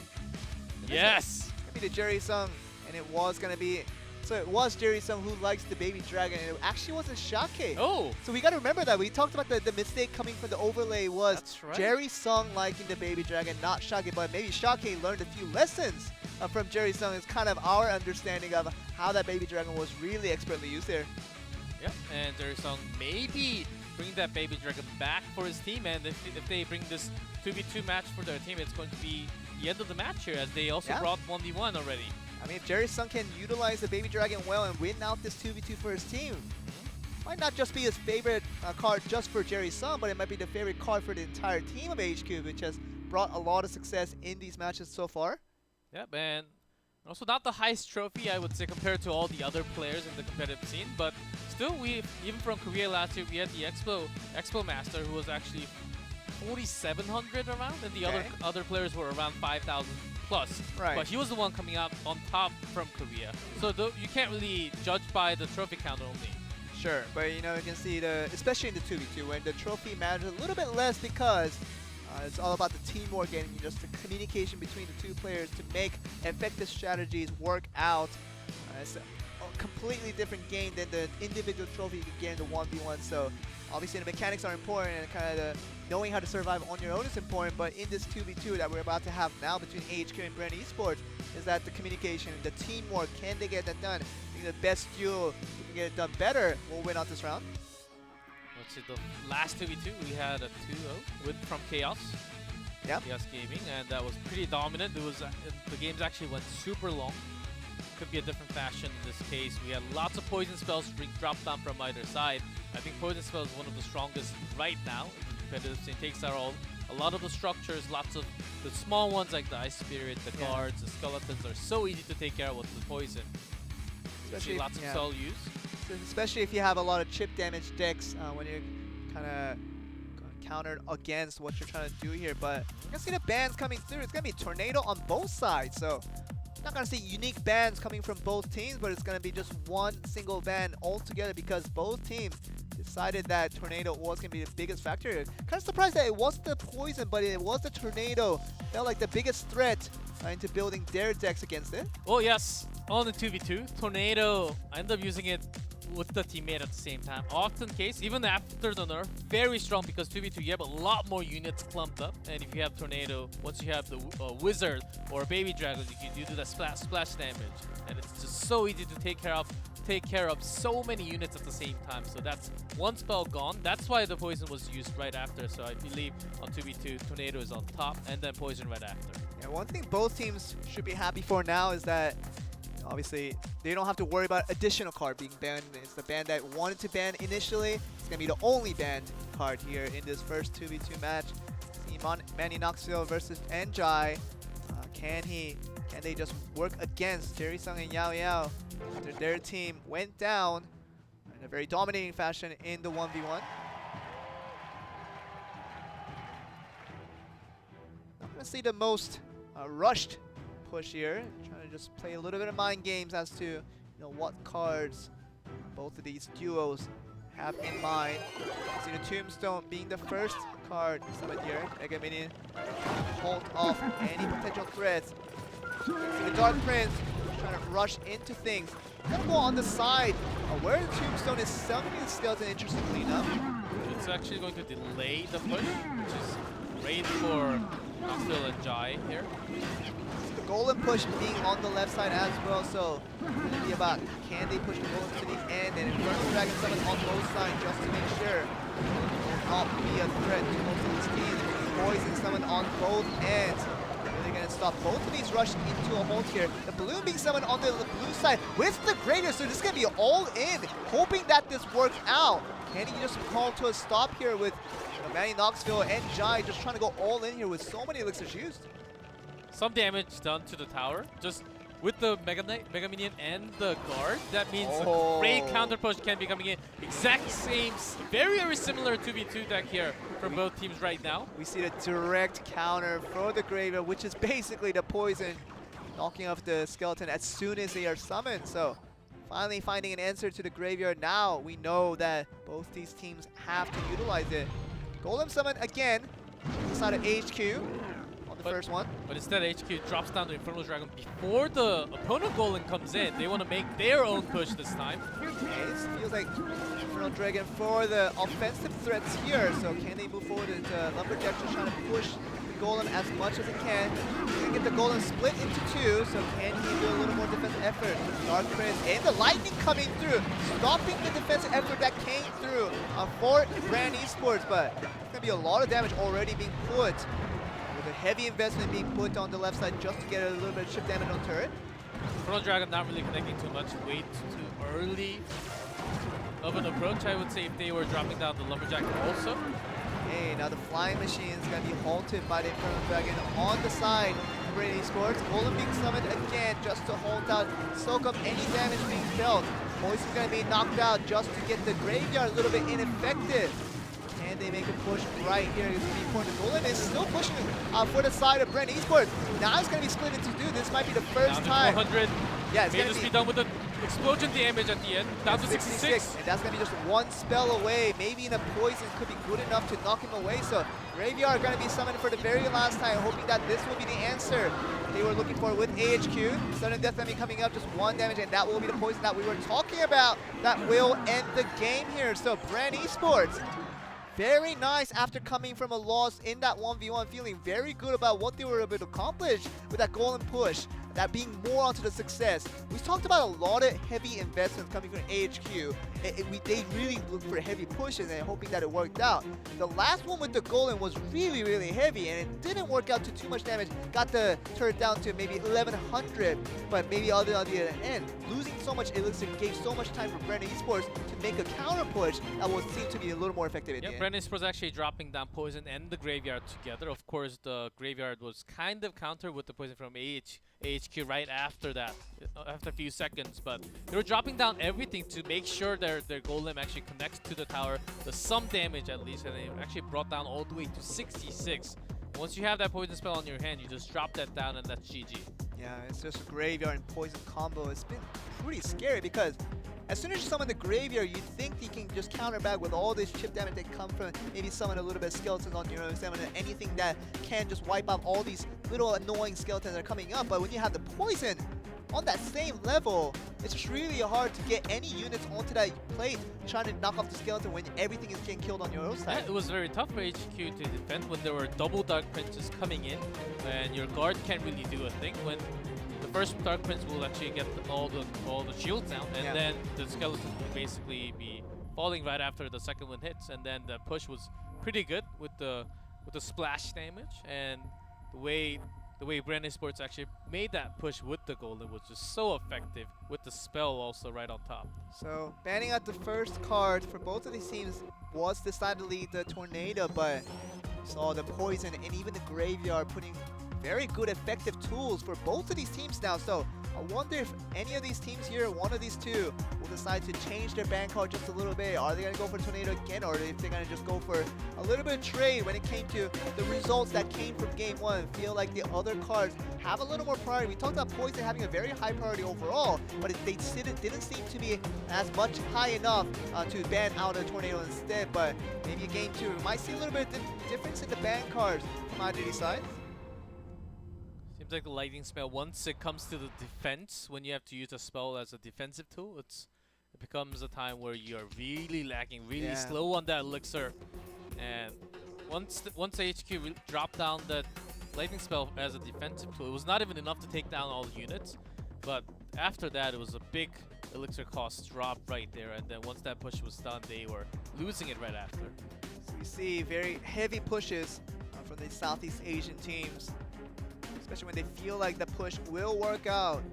I use over 10 elixir just in one rotation just to get a push effectively. But we saw an example where HQ tried to do that really heavy push, but once that didn't really come to the much of a success they were expecting. Didn't really have much defensive tool when the counter push came through the other end. I think 2v2 is a lot more about strategy and the creativity you can have, the synergy you can create between the cards and the timing. Of course, there has been not too many experience, I would say. In competitive 2v2, it's a very new one coming in. So I think we still need a lot of time to experiment all the cards, the synergy between all the cards. Definitely the main character for the 2v2s that we have seen so far has been the Golem. So, how effective can you make the Golem push has been the biggest question being thrown to all these teams here. So, we're back at it again after Brand Esports did win out that set 1 in this 2v2 format. We're gonna go on to HQ. Can they make a push that works out better this time around? Guards being summoned here. Playing with the cycle. Skeleton Barrel with the flying machine right behind. Also dropping down the poison. Spending quite a lot of elixirs, dropping down a lot of spells from beginning. Mega Minion being summoned here, just trying to go forward here. I heard the Golem's being summoned now. It's going to be summoned on both sides, red and blue. So HQ's Golem's going to be arriving first with the Lumberjack, especially helping out with the speed department. And they just move forward with his guards, and everything else can be summoned just to stop this one Golem push. It'll be important for HQ to get that done. Double Dark Prince taking out the Golem from the bottom. Inferno Dragon actually does the most damage onto the top Golem. It's going to be a trade. Good Lumberjack drops on the Rage right there. The Rage is going to allow the Inferno Dragon to take down opponents a little bit faster. Be more about them just pushing forward here. To the side of Brand Esports, the Inferno Dragon taking no arrow shots from the opposing turret. Has to take some free shots against their own will. The poison just in case there's another source of defense right after the tombstone. So far there are none, but once there are charged, I believe something will drop right after there's a Dark Prince. Prince and the Lumberjack trying to rush in here. Electro Wizard just trying to stop all the rush coming in. The Lumberjack and the Dark Prince trying to be AHQ failing in that attempt, but Brand Esports just trying to counter back with the Mega Minion here. Not really even doing some chip damage onto either side. Yeah. Because AHQ has a better end of it, slightly only, I would say. But when you have the Golem, when you have this kind of a push, once you are pushed, you are done. Only 200, 300 HP difference right now does not really make too much of an impact. Okay, another Golem push on both sides. Who's going to get the better end of things here? It seems like Lightning is going to be spotted just to slow down the defense here, but Lightning and the Fireball was right next. Heavy investment just to stop that Golem push, but you see the blue Golem still moving forward for Brand Esports. We're going to see the Balloon for the very first time. Is he going to make that push a little bit more surprising that we didn't expect? Poison getting summoned. On top of the poison, it's going to land right there. Okay, one drop coming in for the Balloon. That's going to be a huge difference maker when it comes to HQ Esports. Once again, losing out so much from that one trade. Graveyard from the other side, HQ dropping down the same Inferno Dragon, not really finding the best target would be the power, but landing on the guard so far. Okay, we're getting to the sudden death here. The poison and the fireball should be enough to finish it off here. The graveyard now even being summoned just for safety. Trying to make sure this goes well for them. Just a few hits from the skeletons, all to do it. Dark Prince trying to help out. One more hit, all to do 26 HP, and that will be Brand Esports. Very successful after that very sneaky balloon push that was not revealed until the very end. Got that one significant drop that got them into the very advantageous position to push at the very end with the graveyard. HQ had lots of units that was doing single damage only. Once they had the graveyard as a distraction so that balloon actually goes straight in, took about half of the HP out, but gets that one drop that was just enough. And once they knew that we're going to overtime and the tower HP was not the most, and once you have all the spells with the poison, the zap even activated the King Tower.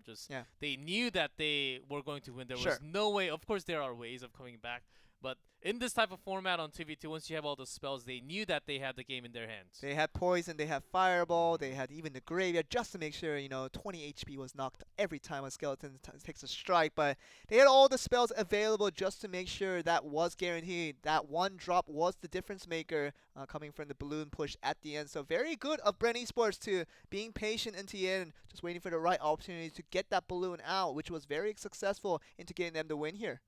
And we have 2-0 and 2-0, and comes down to set points 1-1 now. We're moving on to the ace match very soon. Of course, I think we are jumping into the highlight, as this is our first time joining up with the production, and it's going super fast today. Well, you're right about the highlights. We're going to see a replay of what the players have shown us. Seems more dominating for the side of Brand Esports in this 2v2 format. As we saw the push, that balloon was the difference maker you saw over there. All they needed was just one drop. There you But that's all that was needed there. The Golem wasn't even stopped halfway there as well. So they kept the same, I believe, same exact deck from Red Esports. AHQ actually changing it up. No Flying Machine the same in the second game. There it is. Actually, right this there. is the Flying Machine in the second game. So both teams are actually keeping the exact same one. So the Golem really wasn't the difference when it came to both teams really likening that deck itself, but it has been more about, you know, how they can push forward with the kind of the unexpected cards we saw in game 2, especially with the balloon coming from Red Esports was the difference thing that got them the win at the end. But like I said, a dominating position for both of these teams, 1v1, very heavily going towards AHQ. Red Esports heavily taking out the 2v2 side of things in a 2-0 result. We're going to get to the ace match, back to the 1v1 to decide the ultimate winner out of these two teams with Brand Esports and AHQ to decide the winner here. Yeah, 1-1 back to 0. Back to 0. It all comes down to the ace match between the two teams. Last time it was Dylan playing twice. Maybe we'll have a new player with the hidden card, with some strategy, with some crazy deck coming out. We see lots of Lumberjacks and even Balloon as a hidden card to actually do direct damage onto tower. It's been connecting pretty well. Sometimes it's very hard, especially against some structures. Yeah. If there are, I'm always talking about the structures because we don't really see too much because there are so many poison spells being dropped out. Sure. Right now, but I mean, it's difficult when you have the poison spell being such a strong spell right in the meta. Any structure, even the Expo, it's gonna have a little bit difficult time to survive for a very long time just to be a little more effective. And you invest heavily into some of these structures that we have, and when it doesn't really come to anything, there's really not a point in utilizing them, especially when the poison is gonna be heavily used. Yeah, that's right. I wonder what Expo Master is thinking right now after Sure. watching all the poison spells drop down. Is he going to use the Expo? Maybe we'll see it. He's coming in tomorrow in the Korean region. We have Jai coming in from Brent Esports. Seems like he was the player that came in at the 2v2. He's going to be playing again in this 1v1 here. Schottky obviously the one that got them the big win, 2-0 against the Hecka in the previous 1v1 that we saw against Brent Esports. AHQ is going to put him out once again. Feels like he's the best player in that 1v1 format that can get them the win again. That was the case once again. You know, we talked about the previous series between Kicks and Chaos Theory, which did allow Dylan to just pick out 2 wins for his team just to get the whole victory here. Could be the same scenario once again for AHQ if Jacque does this pull out another win against a different opponent with Jai. Yeah, with no appearance from No Aim's side today. He's the 4th member from Brand Esports. Actually, Jai playing twice after that 2v2. Ace match, you can come out again and play once again, just to explain to you guys once again. The only rule is that 1v1 and 2v2, there have to be 3 unique players that play. So if you play the 1v1, you cannot participate in the 2v2, but you can come back to participate in the ace match. So if you feel like your 1v1 player is the player to go, just put him out again, as we do see HQ Esports doing that with Schottky, and we saw Kicks doing that in their win against Chaos Theory with Dylan as well. So it's really about the ace match when you talk about everything is on the line and you can get a win or a loss just based on this result alone. So it's really important for both of these teams to really see, you know, who their best solo player is. We're gonna see the bands coming here, the Tornado on both sides again. I was expecting a little bit of a different spell from, I believe he's called J instead. Is it J? From what we have on the paper. Okay, so it's not gonna be Jai, it's J. It does look like Jai, but it's going to be J. Okay. Also trademark on the bottom right after. Tornado instead, I was expecting maybe because Jacque was doing so much damage and having a great use of the poison spell. Yeah. We saw that from match number 1, and maybe just ban that spell out, but you never know what your opponent is going to ban, if he's banning the tornado or the poison or something else. So you always want to be safe and ban that tornado instead. But at the same time, if Jay really likes to use the poison on his end of things, he doesn't want to ban it away, so the fact that he can't use it if he's banned out, so he wants to keep his deck a little more flexible to a point where, you know, he can ban out the tornado. He feels like he doesn't have the biggest use for it, but he's going to be punished if he doesn't ban it on the other side. Feels like he wants to keep utilizing the poison, maybe even we're going to see a very heavy use of that spell. We talked about, you know, as the season just began today, we're kind of just asking the question about, you know, what is kind of the strong cards that most players going to be utilizing here, kind of prioritizing. It seems like Poison has been coming out as a very popular topic of question. Few fireballs only and few zaps. Other than that, it has been mostly Poison Spell because they can play for a long time in one game here, as Tornado has been banned. Of course, this is the last one. If they want to bring the match win, they have to be talking a lot. We see Jerry Song just coming up on the screen and talking to Schottky this entire time. As I believe we're moving into the final game very soon. Players do get a couple of minutes to build up their deck to get ready, especially in compensation for the fact that Tornado will be disabled on both sides. It means that Jay and Schottky have to stay focused on how they build the decks around, try to move forward with this, but it seems like the players are getting their headsets on, and we might be able to get to the game very, very soon here. We're in to the arena here. Tornado bans. Of course, he's clanmate. Cheering for him from the side. Just ice there to start things off. It's going to be just tanked out by the ice golem on the other end. Night Witch already being dropped out. Maybe a golem right on top of the bridge. Night Witch summoned on both sides. The Bat's doing a lot of work. And out against the Giant's going to be tanking up all the damage coming from the Bats. Has been summoned. And versus the Hecka, the Hecka just wins over the time. The damage is insane. Yeah, and the Hecka you see hasn't taken too much damage from the poison as well. The Graveyard being summoned here, along with the Hecka Rush. Can he react to this in time? The Guard doing the best they can to knock off against the side of the skeletons that are being summoned from the Graveyard. The Hecka almost got a hit in. Just barely able to defend that out before it gets the first strike, which would have been crucial for the side of Schottky. Also had to use a zap out there. So about the same elixir right now for both. But a better trade, of course, for HQ Schottky. Down to below 2k. Onto that Princess Tower on the right bottom there. Now it makes it tougher for Jay now to play his Giant when he knows the Hecka is available. So how does he utilize that? Does he just keep using it, or does he go back to a plan B where the Giant is less effective, especially when the Hecka's around? Most of the time when the Ice Golem is dropped down, you want to defend your Miner as soon as possible to do at least some damage to the tower just like that. Oh, good poison spell coming in, but he's not going to have much answer coming in for the skeletons that are being summoned from the Graveyard. So let's get a little bit of damage in. So he invested towards the push that was coming in from the lane, but really had no answer much from the Graveyard, which he just kind of compensated with the zap there. Even had to use a zap there to take care of all the skeletons going towards your tower. You're going to see the Night Witch being summoned on both sides with guards. Summoned from HQ. So poison being there just to slow down the damage, the HP. So this was a tough one for both sides. I wonder what Schottky is holding for the last final card. Maybe just a spell to end it out. The guard's going to be knocked to nothing here. The Miner's just going to be doing a sneak damage onto the back side. It's going to be Graveyard summon again. Poison being there as well. Can he just react this?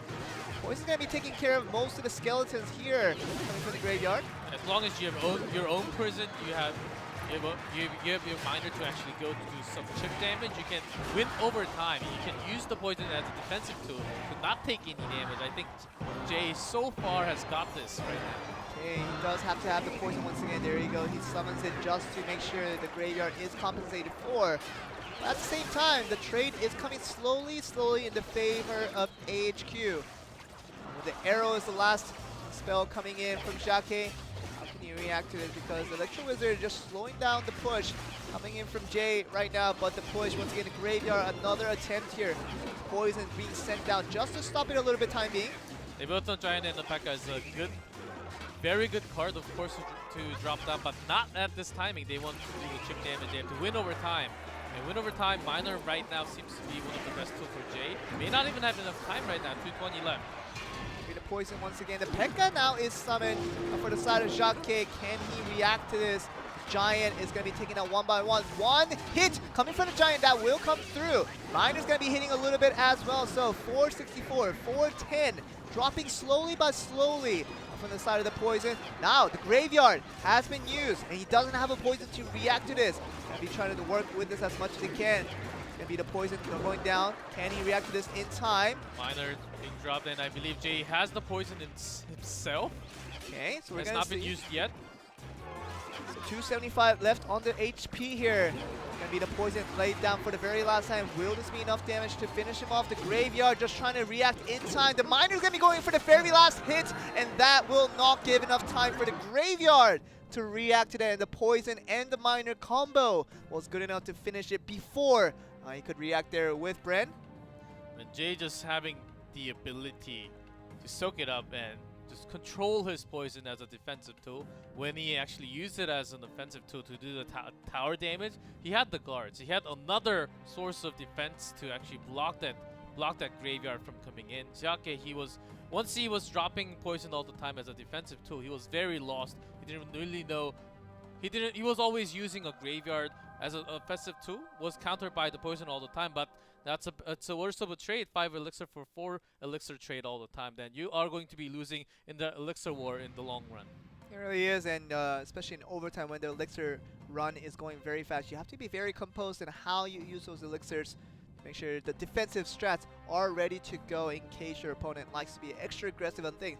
Speaking of aggressive, we have seen the Southeast Asia region very, very aggressive in their general play styles, going for very heavily invested rushes, especially with big cards coming into play. So we're seeing characteristics coming from different regions where they are differentiated by the play style differences. We saw Korea being a little more focused on efficiency, going for just that one elixir difference is a huge, big deal for these guys. But Southeast Asia seems like they're just going for all in or nothing, and that's been the characteristic we have observed so far. Giant has been countered by the Hecka, but a great use up to actually delay and soak in the damage from the Princess Tower, so your Miner does maximum damage.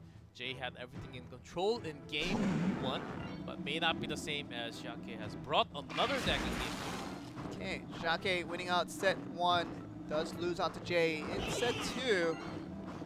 Let's see how that goes here. Schottky just going to be summoning out for the time being. The Skeleton Barrel is going to land successfully. Dark Prince just trying to do as much damage as he can to all the skeletons in time. Ooh, Skeleton Barrel actually does quite a lot of damage already. And because the landing of the skeleton, he couldn't react to in time with Jay.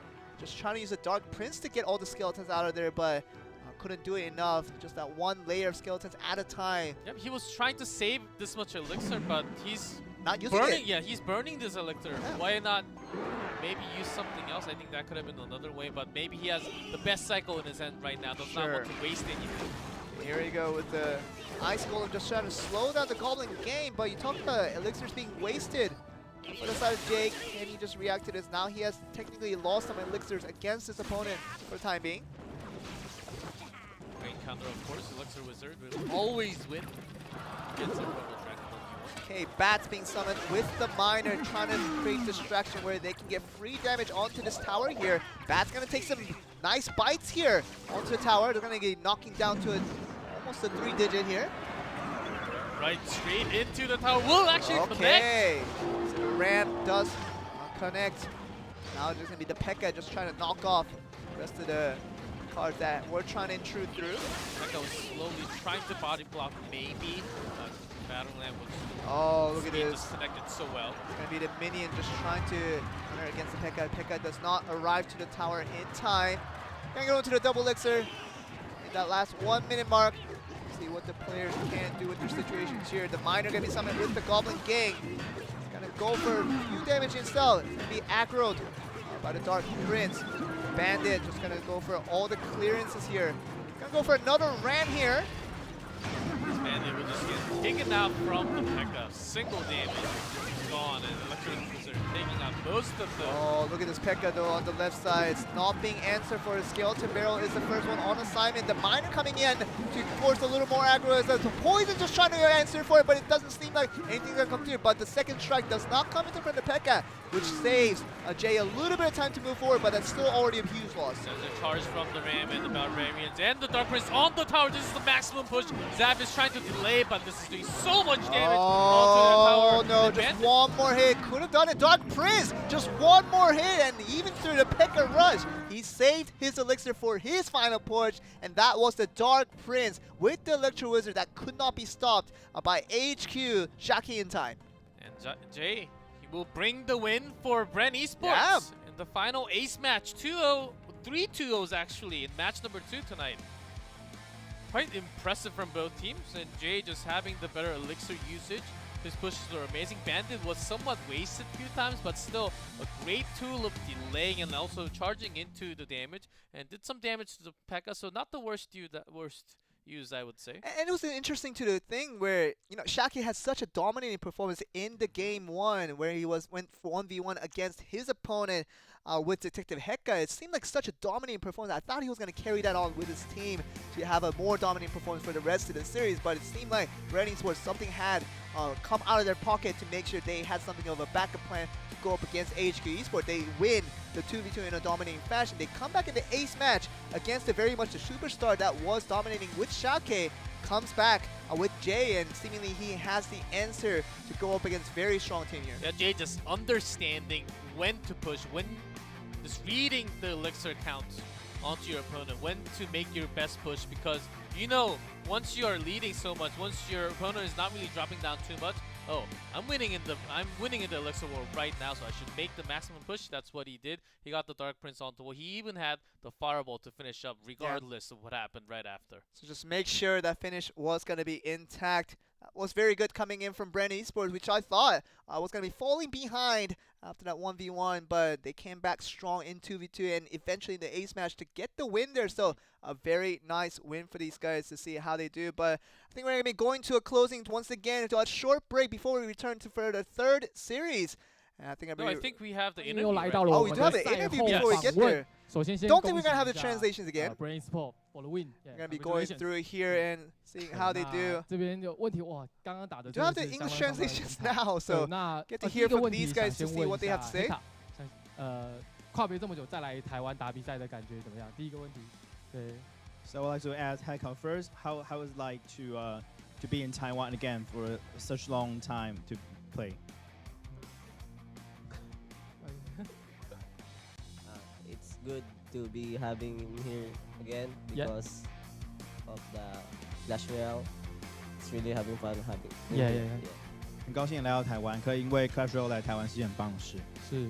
那第二个问题的话，想问两位 ，for 了team player， 他们在东南亚是相当强的双打选手。那目前可以是我们觉得是联盟里面最强的一组双打。那平常是怎么样练就这样子一个双打实力？ So Alex, the player who play 2v2, you guys are probably one of the best team in the South Asian players. So how do you do trainings in regular days? We actually are training in our room, and way back in the Philippines, we're currently having a monthly tournament called Mobile Esports Arena for 2v2. That's why we're quite ready for 2v2. 我们平常都是在做 2v2 的训练，在菲律宾有一个专属的训练室来做这件事情，所以可以做得很好。对，那最后一个问题 ，last question for Zai 的 last game 打得相当好，对上侠客。那看出来其实过程是相当辛苦的，对。后面是怎么样扭转这个局势？那时候还是说一切都在你的掌握之中？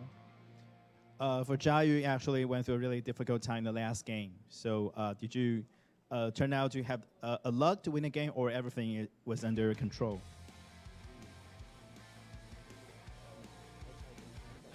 I just outcycle these cards and play hard and play smart.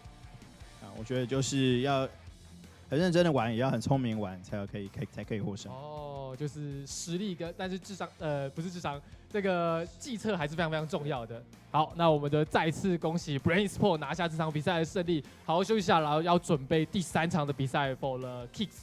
对，好，那我们稍微休息一下，之后再回来。So that was the interview with Bren Esports picking up that win. Very much a comeback after losing the 1v1 against HQ Esports. But like I said, very simple words coming from this team from Philippines. Yes, play smart. Play hard, play smart, and play strong. And basically all the words that we've known, but we haven't realized yet. These guys have realized it, and they pick up the win against HQ. They take it to the next level, and the reason why they were able to come back into the game because they have the 2v2. Okay, we're going to go to another break as we were going into it earlier. We're going to be back after the very last series will come through. So stay tuned. We'll be right back with the last series of the day.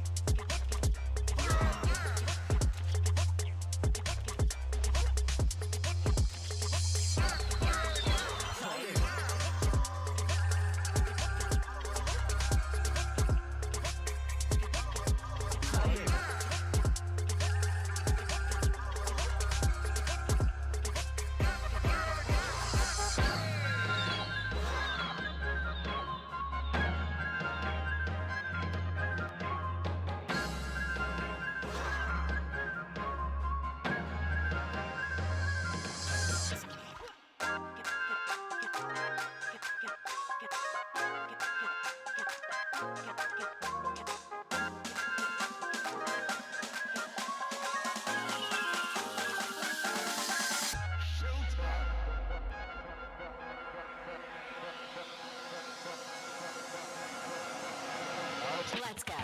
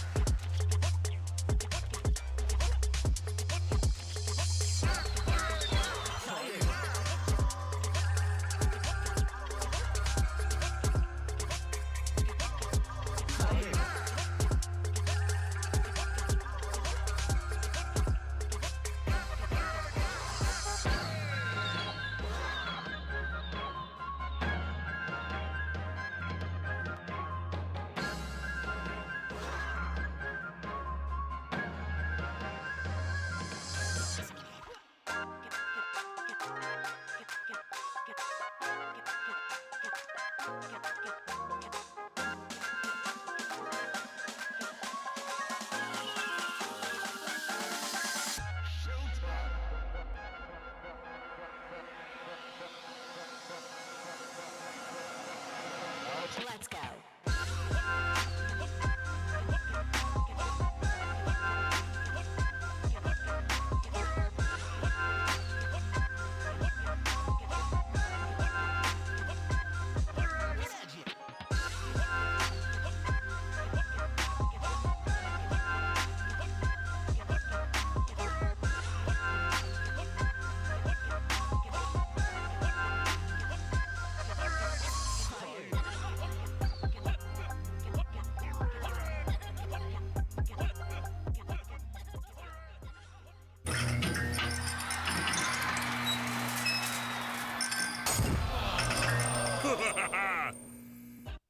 Welcome back, everyone, to Clash Royale League Asia.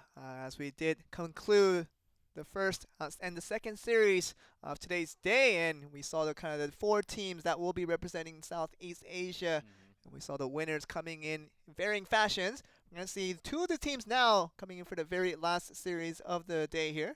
And we're going to have Kicks and Bren Esports playing once again, because we will have everyone facing each other, and including today and the next Friday as well. It's going to be only within the region. They're fighting against each other only, and then once that's done from week 3, we'll have regions going against another region. But for the regional qualifiers, we're still here with these 4 teams who are just duking it out to see who the best teams in their respective regions are. We're going to see Kicks, a team that was trying to go forward and has succeeded in winning out against Chaos Theory. The 4 players you're very used to already. Dylan, The Rock, Tauki, and Rene here. Those 4 players will represent Kicks once again, but it's going to be mostly Dylan who has been kind of the star that has pushed this team into a victory here. They're back again. I wonder if Dylan's going to be back for the 1v1 and even the ace match if necessary, but this player has been doing well for his team. I think that's likely going to continue, as Dylan was also picked as the ace player. He's also the one with the most trophy other than Tongzi, who's actually, I don't think he's here at the moment. We only have 4 players tonight. They actually have a 6-man roster, the only team with a 6-man roster. We're here with Bren Esports, another winning team from the second series of our day. Jay picking up that last win of that set to give his team a win. Here they are once again. Last time around, Detective Hecka was the one to make the appearance in the 1v1, but Jay came through in the ace match to defeat HG Esports to get his team the victory. So interesting to see if Detective Hecka will return for the 1v1, or it will be Jay who did help his team to a victory. Will get them into a win here. It's gonna be interesting to see, which player is gonna be played for Bren Esports. Not just the 1v1, and we heard a little bit about, because we were about to close, I cut it a little short. But Bren Esports, I actually talked about the interview that they have their own tournament, a 2v2 tournament in their region. That I think that's helped them a lot. They lost super hard 2-0 in 1v1, but coming back into 2v2, they won it solidly. They had some moments, but they were very dominant in the 2v2. I think that practice really helps. The experience that they had, I think they can, and it may just continue over against Kicks. If they win the 2v2 again with a 2-0, I believe we're going to have maybe a dominance on the 2v2 mode, only because a lot of the competitive teams right now in a lot of the regions are lacking that 2v2 experience, but they have it on their own. And the amount of experience does vary, especially in the 2v2 format where it's not the main game mode. It hasn't been the main competitive game mode even, where 1v1 was kind of the only one that people have been prioritizing. But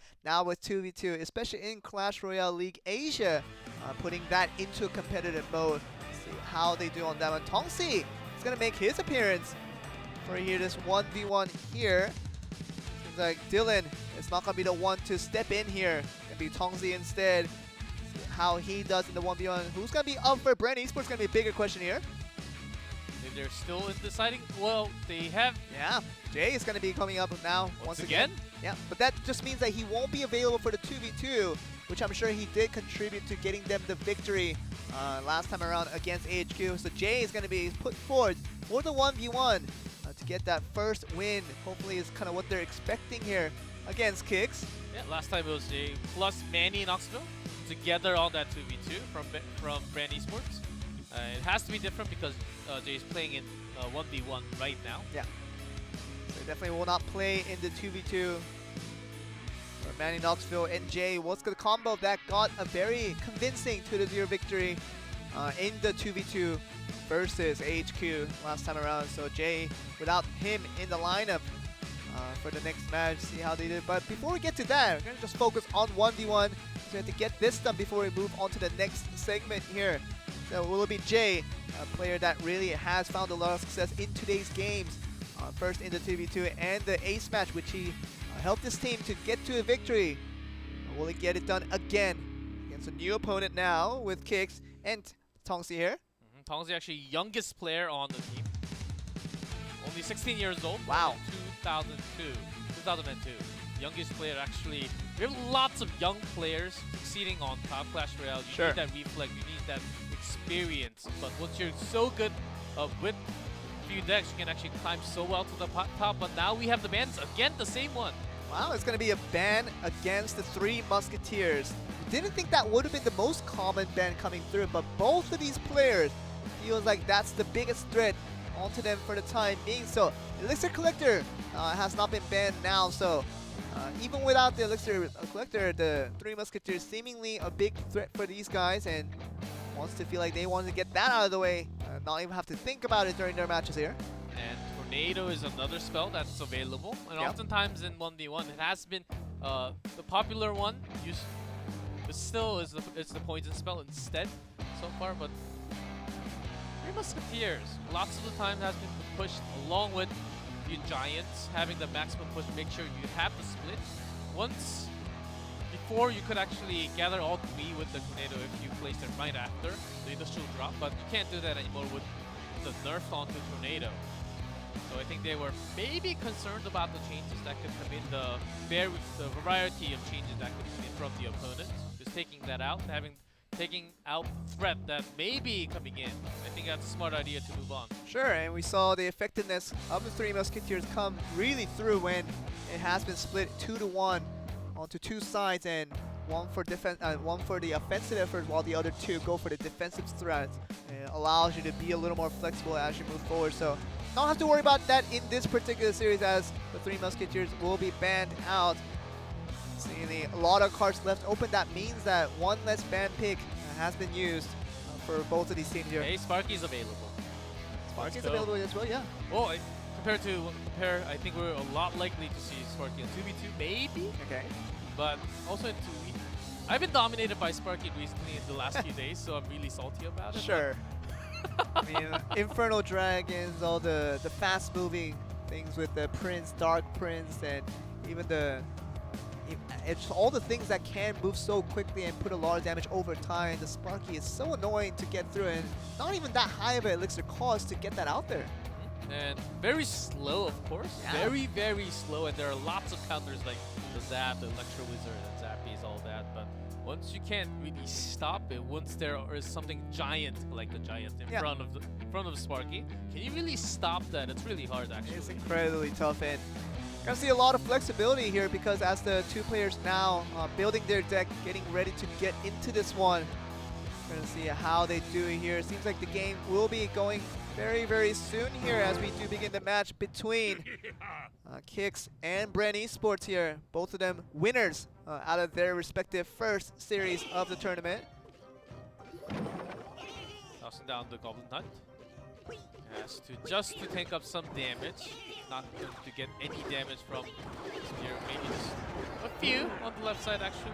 The left one's a little bit more extended, as the Goblin Hunt is kind of geared a little bit towards the right, so the further left side will get the few of the turret shot. But more importantly, the lightning comes out. You talk about Sparky making its appearance again, really making the baby dragon into very little use here.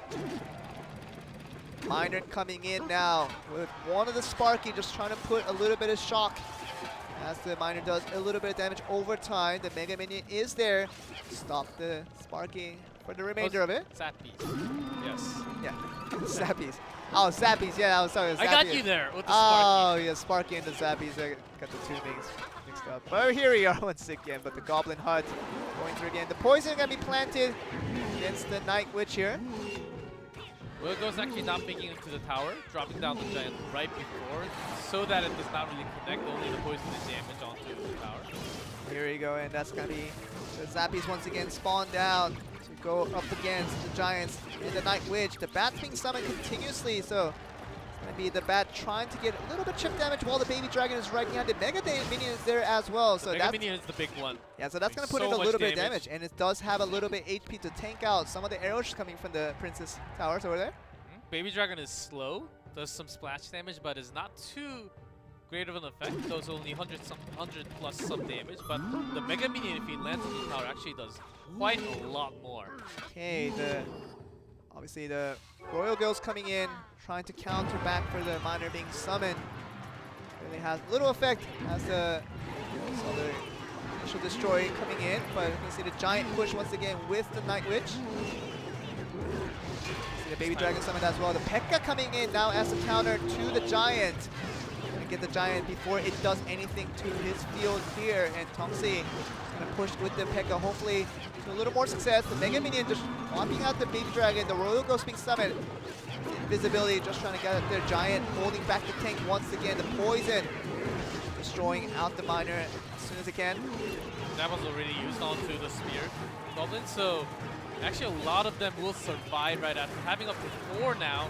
Bats are taking out 1, but this is going to be somewhat of a push. Doesn't really have the best tool to defend.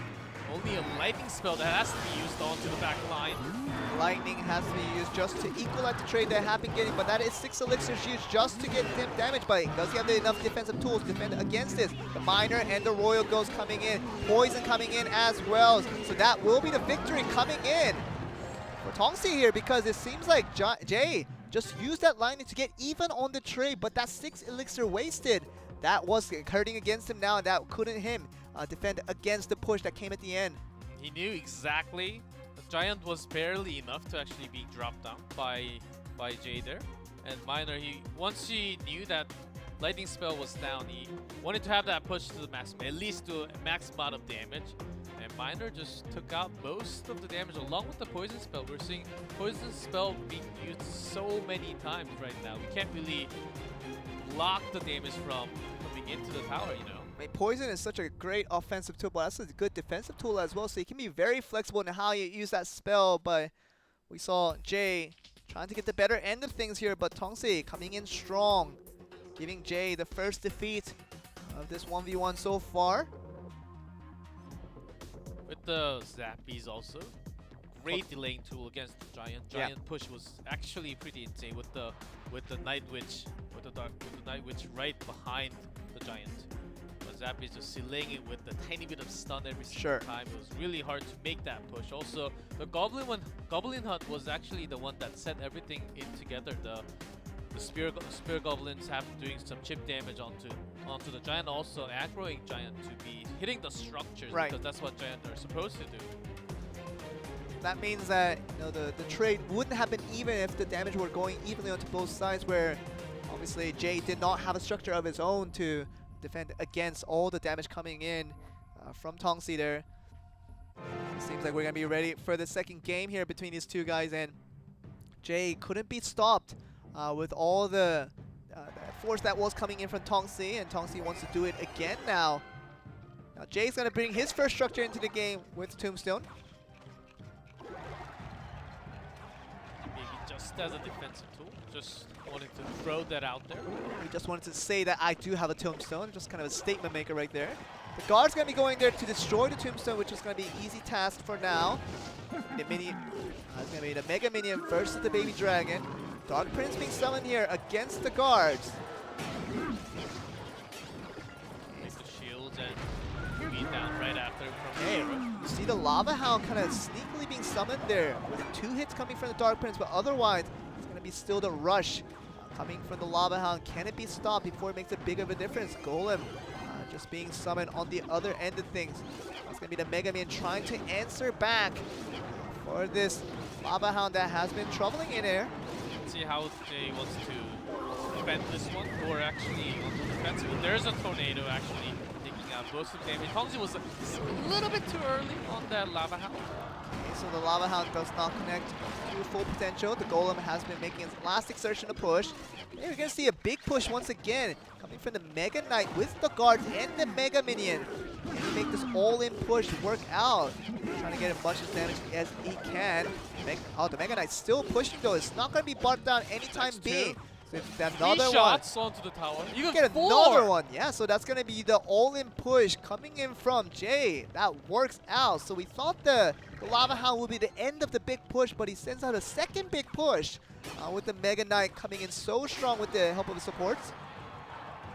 I'm sure Tongsi wasn't really expecting a Mega Knight to come down right there. It was a big use right away. Lava Hound summoned on the left side, and Minion's not going to be being countered from the side of Tongsi here. Jay just looking to finish off strong as he gets the first turret with very little threat coming on his right side of the tower so far. Once you have the lead, sometimes offensive move is actually the best defense that you can have. And just by having your offense onto the other lane, it forces out the use of the other side onto the same lane. So definitely, Jay is doing exactly that right now. Now Mega Knight summoned out for defense here. Second golem being summoned down for Tongsi for a last exertion effort. Hopefully trying to get this left turret to go down here. Lava Hound gonna be destroyed, so putting a lot of damage. He is definitely given up on the left turret, just trying to get the opponent's left turret is gonna be the objective of Tongsi, but it seems like 10 seconds is all he has left. The golem, can he make their final push? But I don't think there's gonna be enough time here. 5 seconds left to go. All the defense coming in, that will not be enough time for Tongsi to make the difference, and that will be Jay with a very nice push coming from the Mega Knights to finish the game off. Mega Knight push was, he had the great timing on it. The placement right on top of all the units. And of course, Tongji had double golems to kind of make it into a giant push, but once you drop that second golem, you have to waste a long time until you want to drop any backup right after. Really, you're wasting so many elixirs just to provide some cover for that golem, but when you try for a second time and it doesn't work, you know you're not going to have enough time to finish that off. And a great defensive effort at the end. We talked about best offense being the best defense in a late game when you're ahead, and that's what it was shown by Jay there after getting the first turret relatively early. He just puts down the Lava Hound on the other side, just didn't allow Tongsi to react to his current position that he was in. But a very nice win coming from Jay. Now we might get to the third set here very soon. And the use of Baby Dragon was not really too effective against what Jay had there. Lava Hound and also the Mega Knight basically takes care of a lot of the damage. Baby Dragon will be shooting all day long onto the Lava Hound, and the Mega Knight will take forever to actually bring them down. So Baby Dragon was basically no help, only seen once or twice, I believe, and he was holding that card for as long as possible, just making sure he has some time to use the other cards instead. And once you have that card on your hand, you'll be slow on that cycle. You'll be having some troubles not really being able to play your card that you want to play. See how they do and how they react to the difference in scoreline so far with Tongsi and Jay now holding 1 games each themselves. It's going to be a slow start to begin us off in this third game that will decide this 1v1 turnout. Jay picking up a very nice win in game 2. Probably has Tongsi a lot of deep thoughts about what he should bring out into game 3 here. And lots of deep thoughts. I think that's going to continue into the final minute. This is the most exciting moment of Clash Royale, where we have the maximum action actually breaking that silence. Breaking the silence here with the Dark Prince, going to be countered by Baby Dragon. I'm sure that's not going to be the extent of it. Going to stop him with the zap. And once again, the Night Witch. Tongji's not too happy dropping down. The Night Witch just go down in an instant. The attack coming in. He did not have the best card, like maybe something like the Knight or the Ice Golem to delay the Dark Prince charge there. The Miner gonna be countered by the Mega Minion there. That's otherwise just only getting a few chip shots before we move on here, but Jay once again being encountered by the Ice Spirit. Really not much for any effective use, but just trying to get chip damage onto the turret. Trying to cycle out. He does not have the Night Witch in, so bring down the Baby Dragon. That's off his hands. Goblin Gang has definitely been countered right away by the Baby Dragon there. Baby Dragon just gonna try to be focused here on the Dark Knight here. Dark Prince. Dark Knight does not. Big fan. Alright, so Dark Prince push does not work again that time around. More about now the big pushes are coming in. Golem being summoned by the side of Battle Tongsi. Ram onto the other side though. Okay, the Battle Ram with the help of the Goblin Gang here. Trying to make this push successful. The Tornado has been coming in, negating out the Ram that could have happened, so. Somewhat effective in the defense, but down to half HP on the bottom right. But the Golem push is coming onto the left lane now. Dark Prince trying to do some defensive damage. Well, he'll be going down very soon. He gets 1 hit before it explodes into 2, so Dark Prince just trying to get all the damage onto the rest of the golems. As again, all the gang being summoned here. Tornado being used once again. A very clean maneuver Get that out of there. Was clean, but doing so much damage. Even the charge connected onto the tower. It's going straight down Okay, right look now. at the miner on the behind as well. Just going to be pushing just consistently without very much reactions coming in. The Tesla's going to be forming, and that's going to be the GG coming in. It's going to be Jay. In the end, a very final push. We thought that it might have been very cleanly swept up by the Tornado and the rest of the defensive maneuvers being shown by Kicks there, but has been mostly about that very nice damage put out, especially with the help of the miner sneaking into the very end. That did get them the win at the very end. So very nice win coming from Brand Esports with the help of Jay once again. I think the Baby Dragon has been hurting Tongzi a lot. It has been somewhat effective with the split damage, but not really too quick enough to actually use it as your own defensive tool. Yeah. Only has been defensive and not even enough to actually tank the damage. Oftentimes has been just flying in the air, doing some damage, and the ground units will go straight to the tower, and that's been hurting him so much in game 2 and 3. We look at the replay here of how this all came about. Tongzi was feeling pretty confident, I'm sure, after this first win. That did look really, really good for him.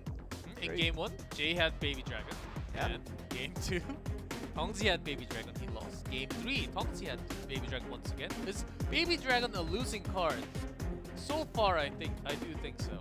We should call it a love and hate relationship with the Baby Dragon, but for the side of Tongzi, very much a hateful relationship after today's game because it really hasn't worked out for him, and the opponent having it, making it look good as well. Kind of the typical phrase that when we say, you know, my Baby Dragon is kind of useless, but their Baby Dragon is so OP. It's kind of the theory all the time. Yeah, that's usually the theory, especially when you have a teammate. My teammate is always worse than the opponent's teammate. That's always a thing. Whenever I play 2v2, I always go for. Of course, I do play with my online friends sometimes. Sure. But often when I get the random one, it happens. And you never blame yourself. You always blame your teammates. I blame myself. Oh, you do? Okay. Well, I mean, I always blame my teammates. I don't know what you're talking about because I never do bad. It's always my teammates that are losing it for me. But you know, in all reality, the Baby Dragon has been working out for Tongzi that time around. Pretty low of a win rate currently. It seriously is, and you know, for the side, you know, where Jay brought it up, he felt like he made the use of it very, very nicely. But you know, coming from the side of Tongzi, not really the best of cards coming in, and that's just not going to be good enough to pull it out on a win in this 1v1 scenario. Now, Brent Esports one up ahead in scoreline. One up ahead, and next up is the 2v2 that we've been all waiting for. The 2v2 actually, Kicks actually did not win against the Chaos Theory on 2v2, but Bren, they won 2v2 with a 2-0, with a solid victory there. So I'm having my hopes up. I think the favorite going into 2v2 is still the Brand Esports. Okay, we're going to get a player introduction here for the side of Kicks. Royal Ghost coming in from The Rock. Going to be his favorite card here. Dylan, very familiar name here. Hoping that he's going to be the carry for his team, which he was. 2v2 now. Hog Rider, will he put that into play? Haven't seen too much Hog Riders from today's matches today. That's right, only a few. Yeah. And it was oftentimes countered by, sometimes by the Goblin Hunt, I believe. Look at this. They're going to try something. They're going to try something. Some fan service? Are they trying to do something crazy? They're trying to do that Dragon Ball Z fusion right there. I saw that sneak of that earlier. But as you were talking about, has been important that his favorite card of the Hog Rider has been used quite a lot. No Aim Sai here. No Aim Sai is finally out. His favorite card was banned in the last set, but we're still waiting for that ban between the two teams. Detective Hecka, a player that did not win in his 1v1 maneuver against his former opponents, but still look at that atmosphere. They're having so much fun. Yeah. That's what Clash Royale is all about, of course. Sure, at the same time, they're having fun, but they are competing, so they really want to win. Sure, you know, winning out the first game does help them feel a little more confident about their chances, but here they are, Brand Esports once again, hoping that they can just finish it off strong. Maybe don't even have to go to the ace match if they can win out this 2v2 here. We do have the ban card on the map because we did not have the Tornado from before. Yeah. We have to get that UI, and that will confirm our ban cards from both sides. It's just interesting to see that 1v1, the Tornado did not have the biggest influence in the end of the game. I felt like the other cards had a bigger contribution to a player getting a victory more than the Tornado did, but we're going to see the Tornado being banned for this 2v2 scenario, which I feel like has a little more potential to have more influence. So Tornado banned out. It's going to be actually Ren Esports banning out the Hecka. So not the most common ban we have seen so far. It's not the Golem, it's not the Lava Hound or anything like that, but it has been the Hecka. Seemingly that's the threat they want to get against. So does that mean that they want to play a little bit of the Giant Central the deck here? I think they really want to focus on the Giant or their Golem. Golem has been the tool, oftentimes with Graveyard onto the past series. Freeze of 2v2. They're still going for it. Look at that. They're still going for that Dragon Ball Z fusion. They're just calling, you should do it. Maybe you should not. It's like left and right, just action here, but it's really important, you know, the what deck they bring. And G-Clef, as you were mentioning, is going to be the important story to follow, as the ban coming from the Hecka does lead to us to have more of a predictable deck for the side of Ren Esports here. It's going to be the interesting one. Expecting lots of a similar one. Maybe we'll have some crazy deck with maybe some Sparkies, maybe some Lumberjacks even, to have that greater push. I make sure to always have Lumberjack in my 2v2, just in case my teammate does not. Once you have that rage, once you have that lead in the elixir, you can just so many units push all the way to the King Tower, and that will be 3 crowns right up. Easier said than done in this competitive scene, obviously. Getting to the King's Tower, it's been a dream from all of these teams, but it really hasn't happened, obviously, realistically, with so many players being composed, at the same time being defensive to the right account here. But still, the players are still getting ready, building up their decks to make sure that all 16 cards are the cards they want, excluding the 2 you see in below. Gonna get ready to get into the match here as we jump in to the 2v2 format between Ren Esports and Kicks. Ren Esports did pick up the first win in the 1v1 with the help of Jay here, but coming in 2v2, I think they would want another clean finish to end the series here. Start off with the Mega Minion. Another Magic Archer. Interesting use of the Magic Archer here is going to be countered by the Poison. Early Poison seems like they want to go for the long game, some chip damage onto the tower. Yeah, but they're also knocking down the Magic Archer before it does anything annoying. It's going to be the Lava Hound being summoned with Prince, not the Dark Prince, being summoned for a haven't seen that in a long time. Golem actually will take the damage from Prince, so the other Prince actually does straight damage to the Prince, going straight into the tower.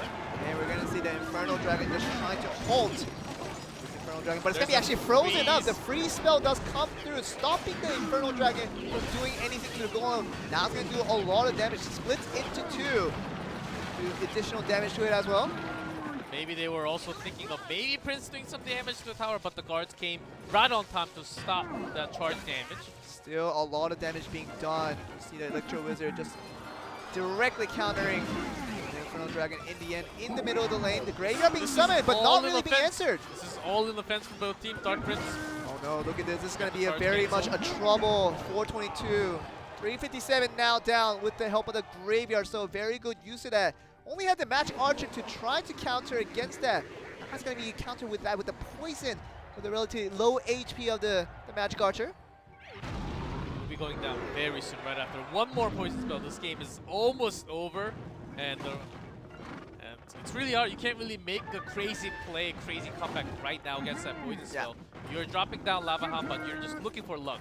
You see how he's prompting all the attention to the left side now. Oh, he's going to be going for the extreme heavy push with the Lava Hound and the Balloon, hoping that he just knocks out the King's Tower all in one. He feels like he has to go all in or nothing here. Obviously, the Princess Tower is going to go down. Can he go additionally for the King's Tower? I don't think he's going to be answered here. One drop does not come through with the Balloon. Right now, it's going to be the second tower almost seemingly falling down. The Balloon does come through. It's going to be the Lava Hound just breaking down into pieces, putting down a lot of damage onto the King's Tower, but now it's going to be onto the Civic even, but obviously we know the poison damage coming here now. He's going to destroy the second tower coming in from Ren Esports here. 20 seconds left. That's the second one going down, Lava Hound. He has to go for it. Coming in. They have to throw in everything right now, even the Balloon. Everything seems necessary to make that final push for the 3 crown. Oh, but the Electro Wizard just stopping them in their tracks. The drop will not come to Lightning to make sure the defense efforts stay strong. And here they are, Brand Esports. After, Kicks lost the first tower and now the attention has been set on the left side of the map. It seemed like they just wanted to go for the King's Tower right away. Yeah, if they got 1-1 trade, they had a better off because the first initial tower on the right bottom was going to go down regardless of what happened. One spell, some damage with any unit was going to bring that down. I believe had 140 something. Yeah, it was almost going to 100. So one single poison would have been taking that out very easily, convincingly. Brand Esports take that win.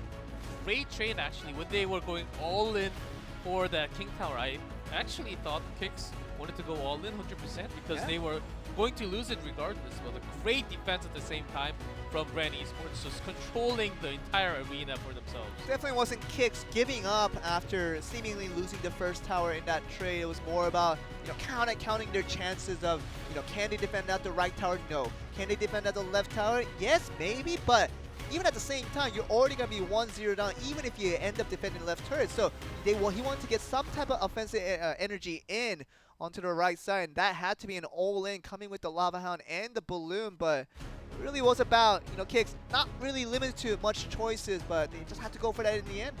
Yeah, that's the trade. The Lava Loon, of course, very strong, even in COC. But in this game has been pretty effective, but they were already losing the game. That was the main thing I would say. If they were not losing the game, maybe they had some great chances, or they could actually put 100%. I don't think they put 100%, maybe only 85 to 90% on their push. Yeah. They were a little bit scared of the fact they were going to lose regardless. Oh, look at the double Dark Prince here. Shield's gonna be carved off by the poison. Be easy pickings for the time being, but the second Prince is not going to be knocked up for the now. Mega Minion coming in as well. He's halted by the guard. Very nice defensive tool coming from Brand Esports. Also have to use the Zap, so lots of spells and units actually being dropped now. Okay, the Golem is just going to throw in some aggro tank against this Mega Minion that trying to get the offensive efforts in. Gonna be the double Prince now after the double Dark Prince. Trying to just push in as much as he can, just trying to push the Golem to the turret as close as he can. This is a gigantic push. Along with the poison, they want to go all the way in. Lumberjack actually taking Prison, destroying that Prison Prince apart right there. Okay, the Log is going to help stop the push for timing. The Graveyard is going to be helping the Prince out, put out more additional damage. The Guard just trying to defend out against the Dark Prince and the Skeleton summoning from the Graveyard here. Flying Machine is not really taking too much damage. Of course, Dark Prince will just get taken out. Of course, they have to use a Zap again. Just not the most effective use, but still. And just to stop the guards, obviously, to get the shields out, because it takes a little bit longer for the Princess Towers to get the shields more than you can do with the Zap. So another Zap being used kind of interestingly there. Want to cycle out, I believe. Maybe they're waiting for the Golem.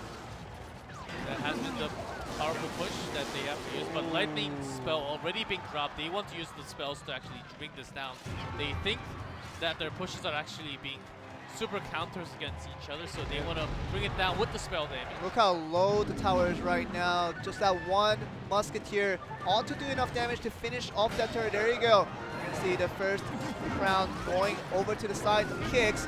Golden push is already underway on the left side as well, so that's a huge amount of push, and the two Prince and the Dark Prince continue all the way. Yeah, the King's Tower is under threat right now. I don't know if they're going to push. All the way to the offense. Their freeze tower the freeze just shopping for a bit, but it seems like Kicks is going to be able to get it at the end. 298, 245 with the last shot coming from the Prince.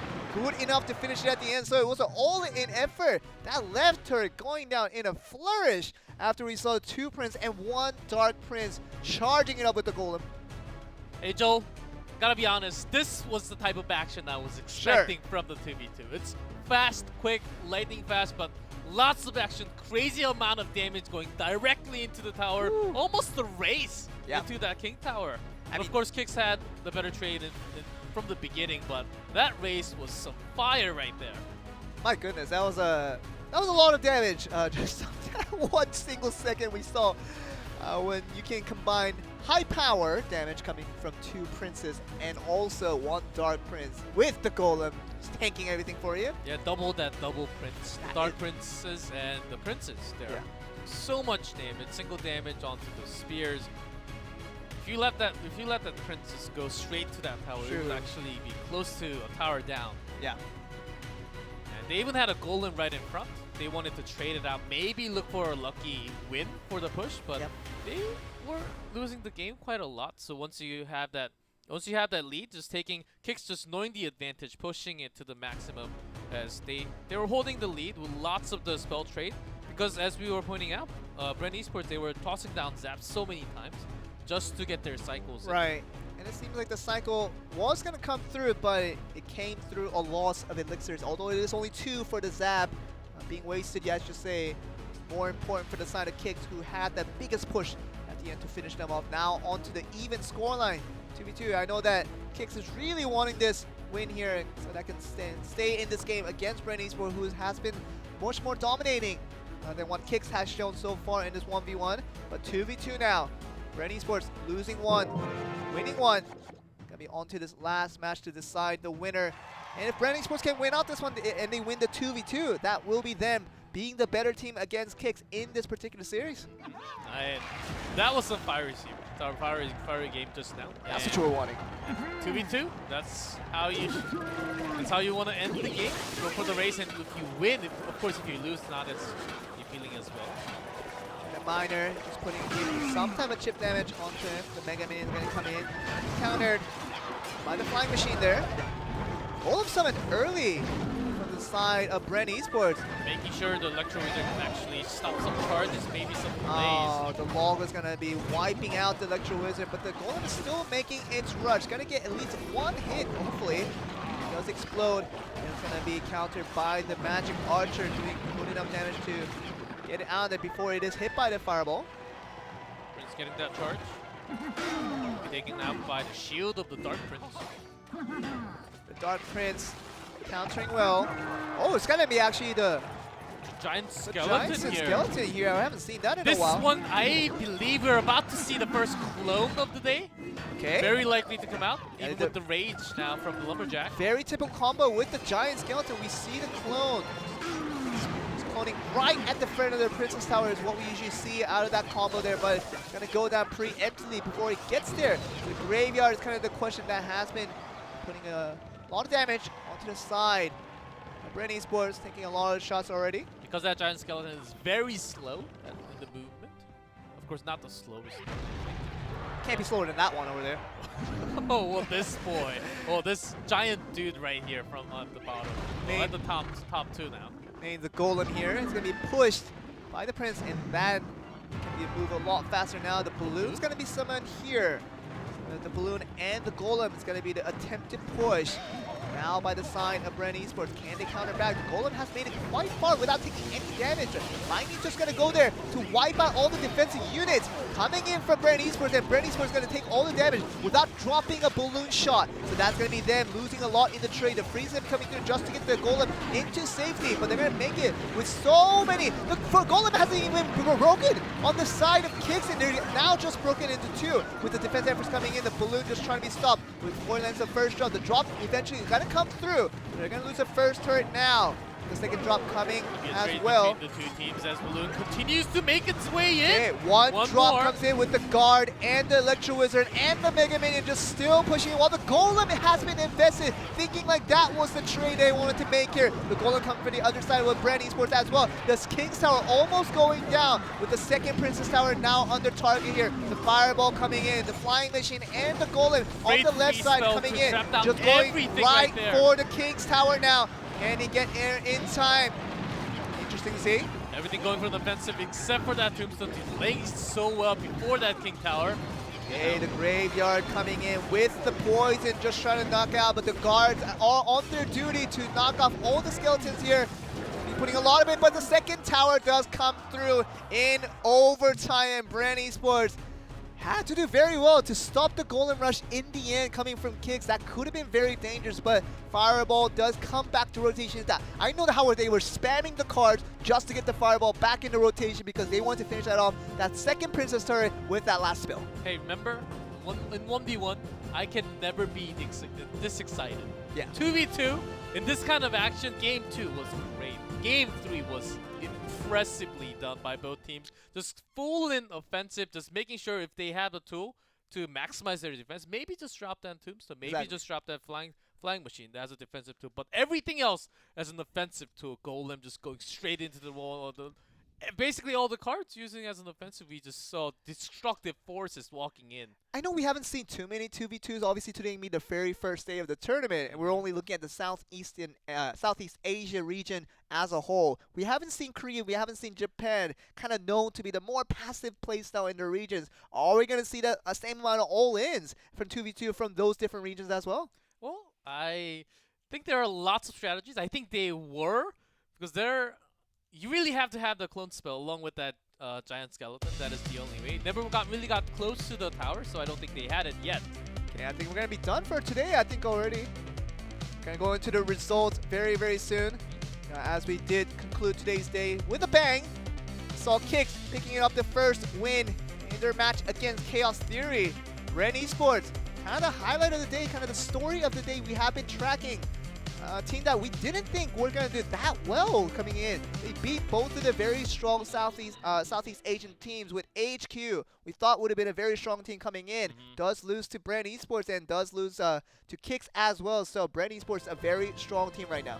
And look at that, Brand Esports, they are winning that 2v2. That's what they are going to be known for. I think from this moment on, I'll be focusing on 2v2 a lot, because once you win that 1v1 and 2v2, you would never get to see that ace match. You just win the entire match just like that.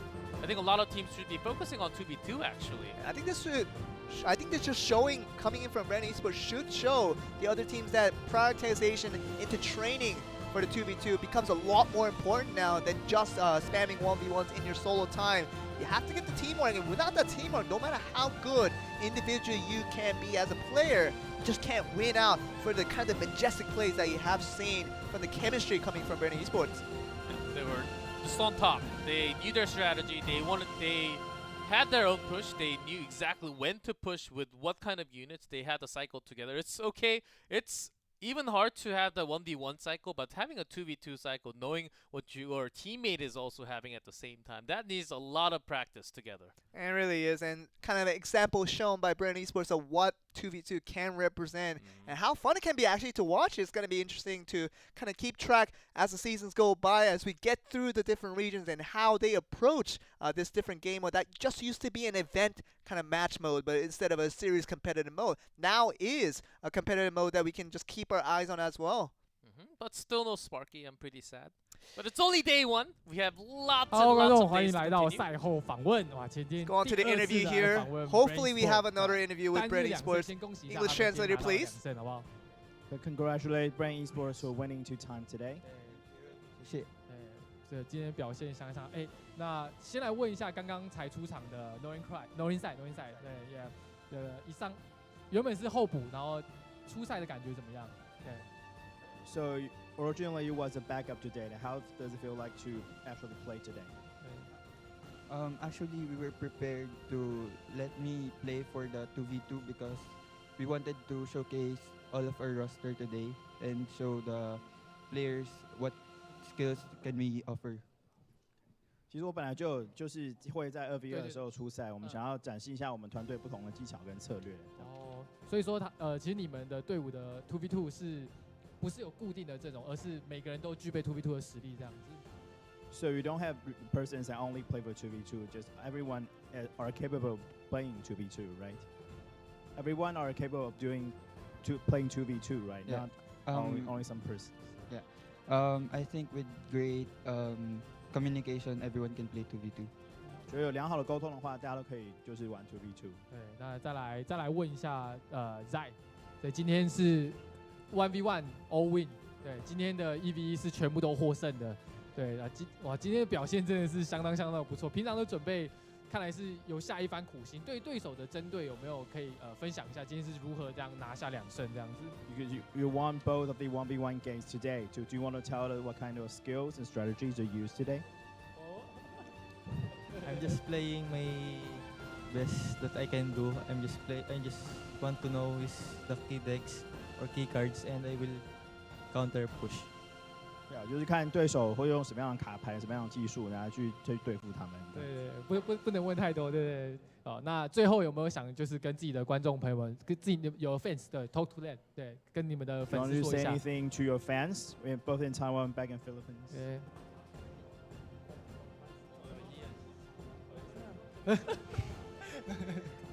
We would like to thank everyone who is watching for us secure a 2-0 run today and our friends and families way back in the Philippines. Thank you for watching. 然后谢谢所有观看我们比赛支持我们的粉丝。One thing. We would also like to thank our sponsor, boss Bren Chong, who is very supportive and generous for Bren Esports. Yeah, Bren Chong. 好，谢谢我们还有在菲律宾看我们比赛的亲朋好友，还有最后就是我们的赞助商 Brand， 谢谢他们。对，有这个恭喜他们今天拿下非常非常好的开局哈，你就直接一下2胜。那我们先来看一下明日的一个赛程的部分。那明天要特别提醒一下观众朋友们，明天是比较早哦，会在早上11点的时候开。There you go at the end of the interview there.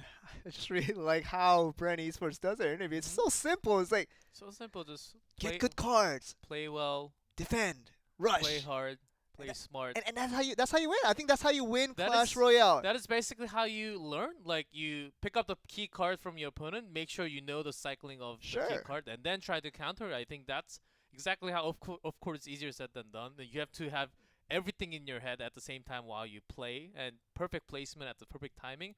That needs some talent, and that's, I think, why I'm staying in the low 4,000. But these guys are super talented. Exactly why they had the first team to actually have 2 match wins tonight. Sure, and it really is to show a dominating performance by all standings. We're going to show the results to see. Make sure you guys realize how good this team, Brand Esports, can be. Really good to see these guys represent Philippines very well because it's not typically a region where it's kind of big and emphasized in the world of esports, but in this Clash Royale side of things, you see Brand Esports representing this region of Philippines very, very well in the Southeast Asia region. And also, do not forget about your sponsor. We always want to mention about your sponsors. And results as we had before, the same picks. Having the initial win, but Brand Esports taking 2 wins for a day. I think they are almost set from their region. Of course, they will be playing 1 more the next Friday, but they're only playing 1 more. So if they have 3 wins in their region, they are coming on top from their own region. It really is, and just an interesting storyline to follow. The storyline has been started with Brand Esports, now a team from the Philippines. Not knowing what to expect out of them, but we know the kind of the information that 2v2 was their expertise and their specialty, having trained excessive hours just on that mode showed how helpful that can be into getting the results they got today. We're gonna look at the next matchup here with the Korea division starting tomorrow. They're gonna be joined in by G-Clef and Simon. Is gonna be joining us tomorrow. Yes, Flibbles. And Flibbles gonna be joining us as well. So I won't be here to show you guys the Korean lineup of things, but I will return on Sunday. But tomorrow we'll see OG Entis, OPG Skeleton, Sandbox, and Kingzone Dragon X.